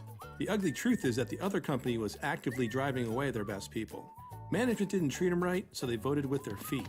And most of those plumbers and techs initially hired on somewhere else other than Griffin Service. Except those somewhere else companies weren't any better in terms of how they mistreated their people. So a few of those guys came to work for me at Griffin Service, where I absolutely gave them the respect and appreciation they deserved. Then word got around. If you want the best job you'll ever have, come work for Tom at Griffin Service. That's good news for amazing AC techs and plumbers. And bad news for my competitors and their lawyers. Because I'm not going to stop revolutionizing the AC and plumbing industries here in Jacksonville. And I'll never cease and desist from treating my people and my customers the way they deserve. GriffinService.com. License number 1250697. For the ones finding new ways to ensure the job always gets done. For the ones wearing many hats. For the ones who are hands-on, even from far away. And the ones keeping business moving forward. We are Grainger, offering supplies and solutions for every industry, with 24/7 support and experienced staff at over 250 local branches. Call, clickgrainger.com, or just stop by. Grainger, for the ones who get it done. Have you seen it? The all-new showroom at Arlington Toyota is open, and they're ready to celebrate with big savings, even on pre-owned. Celebrate savings and hearing the words, "You're approved." That's right. With Arlington's Credit for Everyone program, if your Beacon score is from 450 to 850, almost everyone is approved. Plus, if you want selection, Arlington's got it. With over 400 pre-owned on the lot, what are you waiting for? Celebrate with savings and come see the brand new facility at Arlington Toyota Pre-Owned, 10939 Atlantic Boulevard, or online at arlingtontoyota.com. Did you know that you have the power to positively impact a local child's life? It's as easy as donating to Daniel, Florida's oldest child service agency. Daniel provides counseling to abused children. Daniel helps homeless teens find shelter and learn to live independently. Daniel connects kids with foster families and strengthens at-risk families so they can stay together. They've done all this and more for 135 years. Please become a part of improving the lives of local children and families by donating at danielkids.org today. In Florida, it's not if the storms are coming, it's when the storms are coming. And that's why you need the Chief. Jacksonville's chief meteorologist, Mike Burrish, with a proven track record of keeping local families safe. Rain, heat, hurricanes, flooding, tornadoes. We get it all. Just more reasons why you need the Chief. Chief Meteorologist Mike Burrish, backed by the First Alert Weather Team. Only on CBS 47 and Fox 30 Action News Jack. ESPN 690 is home for the Florida Sportsman Fishing Show hosted by Captain Rick Riles. Tune in every Saturday morning from 7 to 9 a.m. to find out what's biting now. Fishing so fresh, you can almost smell it. The March to Get Screened 5K, sponsored by the Borland Groover Foundation, is coming up March 28th. It's Rich Jones. Join me to raise funds for colon cancer awareness, life-saving screenings, and more. Check it all out at marchtogetscreened.com. What's up, everybody? It's Austin Lane from ESPN 690 and Action Sports Jax. Your smart speaker brings ESPN 690 into your home office. All you got to do is say Amazon Echo, Google Home, play ESPN 690, and enjoy that succulent sports coverage. We don't have to be playing on Big Monday against the number one team in the league, the team that has dominated the ACC over the last 4 or 5 years, to put us in the frame of mind to play at our very, very best. We have to find a way to come out and play with this level of focus every night. Now, we had a 5-game stretch where I thought we did this. We had a couple game stretch where I thought that we took a step back. Now, I'm hoping now our challenge is to see how close we can come to maintaining this and beyond. I think we're capable of playing better than we played tonight. I think this team has potential that we haven't tapped into yet. Is that Leonard Hamilton? That's correct. Yeah! Sorry, I was texting my wife. You're in trouble? No, I'm good. I guess you're cleaning the sinks tonight. Pretty much. But you looked up, actually. You were just being green. Oh, yeah. I mean, y'all. Like, yeah, hey, you, come on, you, guys. you burn, what, I just said y'all. 1.6 gallons? 1.6 if gallons. you flush you're the saving. toilet. Yeah. But instead, if you pee in the sink, yeah. then wash your hands. Listen, there's an entire breakdown here. It's more convenient, number one. The sink is closer to the door than the toilet. And if I'm tired, I don't have... See, this guy understands where I'm coming from. It's less noisy. I'm considerate. Oh, that's true. Right? It saves money. Once again, Brent, the 1.6 gallons per time you flush, now you're going to pee in the same spot where you wash your hands. That doesn't sound really that appetizing, but you know what I'm trying to say, everybody. Number 4, it frees your hands. It frees your hands. This article says What else do you have to be doing? this article is saying if you want to check your phone or send a text while you're peeing, go in the sink. And then number 5, if it's the sink, you're not risking the phone falling in the sink. And then number or in 5, the toilet. This is I'm Still, not like, I I'm not would saying number seriously 5. need a step stool to pee in. What kind my of sinks do you have? Sinks go up to your waist usually. What are you talking about? How tall are you, man? Like 5'10". Yeah, you're good. You're fine. I don't know. All right. Well, I mean, hey, do whatever you want to do. I'll keep on doing my thing. I'm going to try it tonight, though. Yeah, no, don't see. I'm going to go in there. I'm just going to be like fully clothed, but standing next to the sink. That's going to be like, what are you doing? I'm like measuring. Austin told me to do it. See, this is the thing. And this is why I didn't want to say it. Because like Brent Martin gives endorsements, obviously, hey, come eat here, come eat. It's going to be, everyone's going to be peeing in their sink. Well, Austin told me to do it. Well, Austin said this. Yeah, tell him Austin sent you. Yeah, that's it. Yeah. It's good for the earth. Yeah, good for the earth, man. I'm telling you. Hey, somehow we got to. I don't know if we full circle this thing by just saying we should have peed on the Lombardi Trophy. I offended the name Lorraine today. We covered a lot. Of a last half hour. It wasn't a lot. Okay, yeah. Hey, I don't know if you saw, maybe didn't, but Florida State last night. We kind of talked a small bit about March Madness with all the cancellations yesterday. Yeah. Boy, Florida State goes. It's almost becoming cliche around here to say, like, what a job Leonard Hamilton's done. And if you look at them, they are seriously in the Duke, and really Virginia doesn't get enough credit because Virginia's been the most successful ACC team over the last few years. I think it dates back to 16-17. And if you look at that win total wise, I think I saw ACC wins yesterday. Like Virginia has 70 of them. Duke has 56. And I think now FSU has 55 in that span. I mean, think about that. More than North Carolina, just about the same as Duke. And obviously Virginia's had a very nice run, and they've experienced the high and the low. They lost to the 16 seed, then they won the national championship. But it's pretty incredible what Florida State has built. Like, that's first of all. That's worth saying again because we just don't talk a lot of hoops until this time of year. And what Leonard Hamilton is doing, and when Florida State plays good basketball like they did last night, when they look like they're in rhythm and in sync, it is beautiful. Like, it's a beautiful display of basketball. And that's what it was last night. I mean, they were unstoppable in the first half. It's 45-25 at halftime. I think it was 33-13 at one time. They jump out to that kind of lead, then 45-25. And then the first, 8 minutes of the second half, it actually closes to an 8-point game. It was 51-43. And then, bam, they went on a blitz again, scored the next 13 points, lights out, game over. Florida State got it done. And the crazy thing is they have this tremendous prospect in Scotty Barnes. Sure. And Barnes has played well. Yeah. But it's not like he's come in there and he's scoring 28 a game. He hasn't been that guy. But this is the Florida State brand, and this is why they're always so competitive because you have teams like a Duke, like when they had Zion, a lot of teams, a lot of the high profile teams, let's just say, they're required to have that one star guy, right? And then when that guy leaves, well, then you got to eventually replace him. Yeah. Well, Florida State had to replace, I think, 3 of their top scorers last year.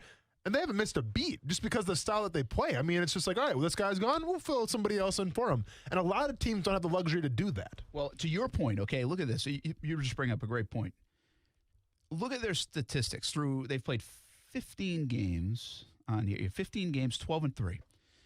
They're 16th in the country. They'll move up after the win over 7th-ranked Virginia. They're looking at probably a 4 seed, although that one might push them now into a 3 seed category. We'll see how they finish up. Still a long way to go before the tournament. Yeah. But they could be messing around now with a 3, 4 seed for sure. They could slip down to maybe a 5, but they might even be able to stretch it up into a 2 if they go on a run late in the year. We'll see what happens. But to your point, all the players they play, let's see, 2, 4, 6, 8, 9 guys averaging 15 minutes or more. Mm-hmm. They even have some getting in there, 6 minutes a game as well.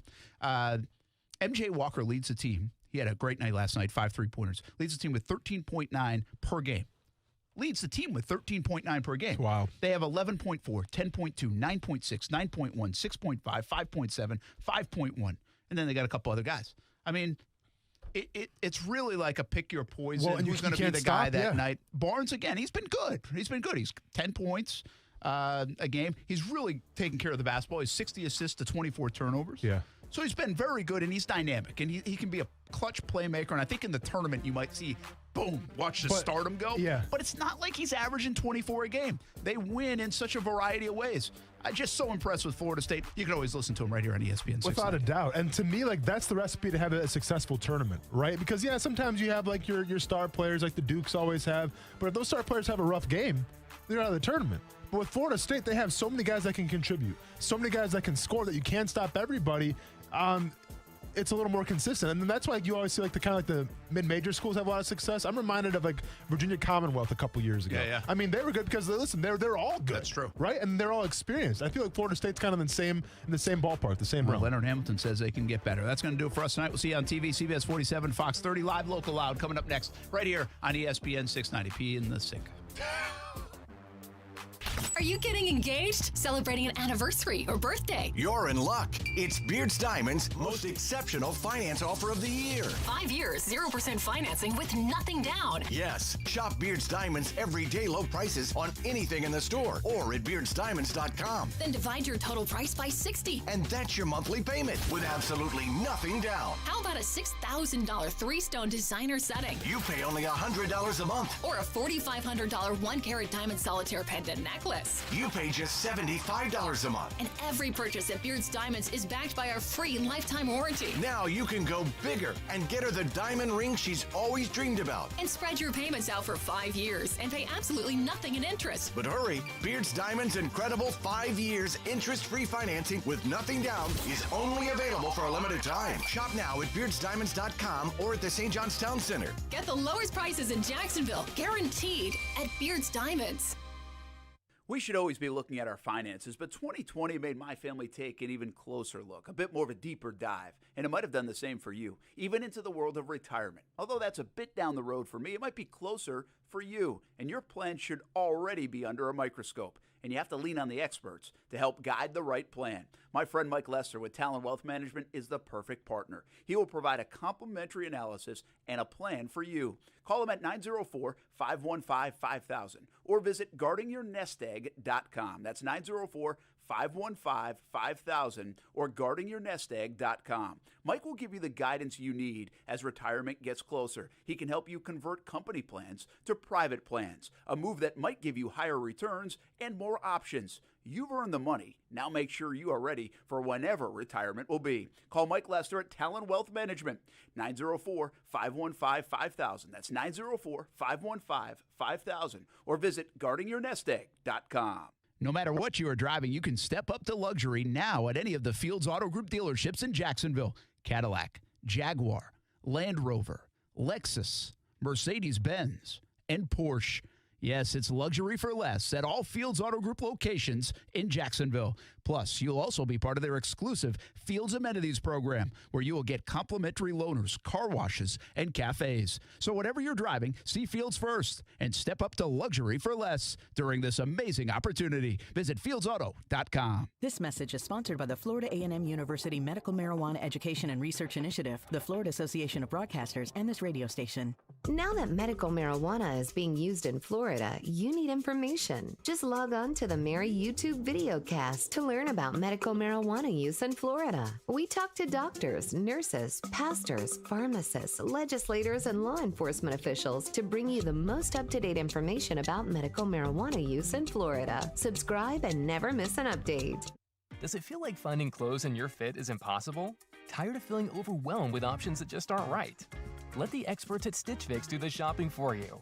At Stitch Fix, we make sure each piece is hand-selected for your life. So whether you're staying home or on the go, Stitch Fix has the answer for what to wear. We make it easy to find what works for you. Signing up takes just a few minutes, and styles are delivered directly to your door. Get started today at StitchFix.com. Stitch Fix, your style delivered. Broadcasting live from the ESPN 690 Anajar and Levine studios. Anajar and Levine Accident Attorneys. Call 904-600-4000. That's 904-600-4000. ESPN 690. Jacksonville's home for ESPN Radio. WOKV Jacksonville. Listen live everywhere you go on ESPN690.com. ESPN 690, a Cox Media Group station. This is SportsCenter.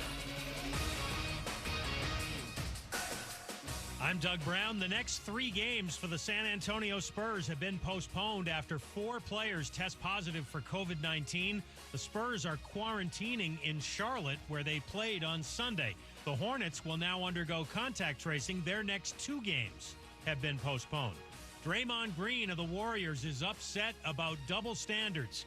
Green points to the way James Harden was treated after asking for a trade from Houston and compares that to Andre Drummond of the Cavaliers. A team can come out and say, oh, we want to trade a guy, and then that guy is to go sit. And if he doesn't stay professional, then he's a cancer, and he's not good in someone's locker room, and he's the issue. Green's thoughts came after the Warriors played the Cavaliers Monday night.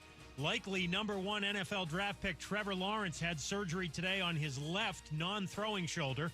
ESPN's Dan Graziano reports Lawrence should be ready for training camp this summer. The Dolphins signed kicker Jason Sanders to a 5-year extension. Adam Schefter reports it's worth $22 million, with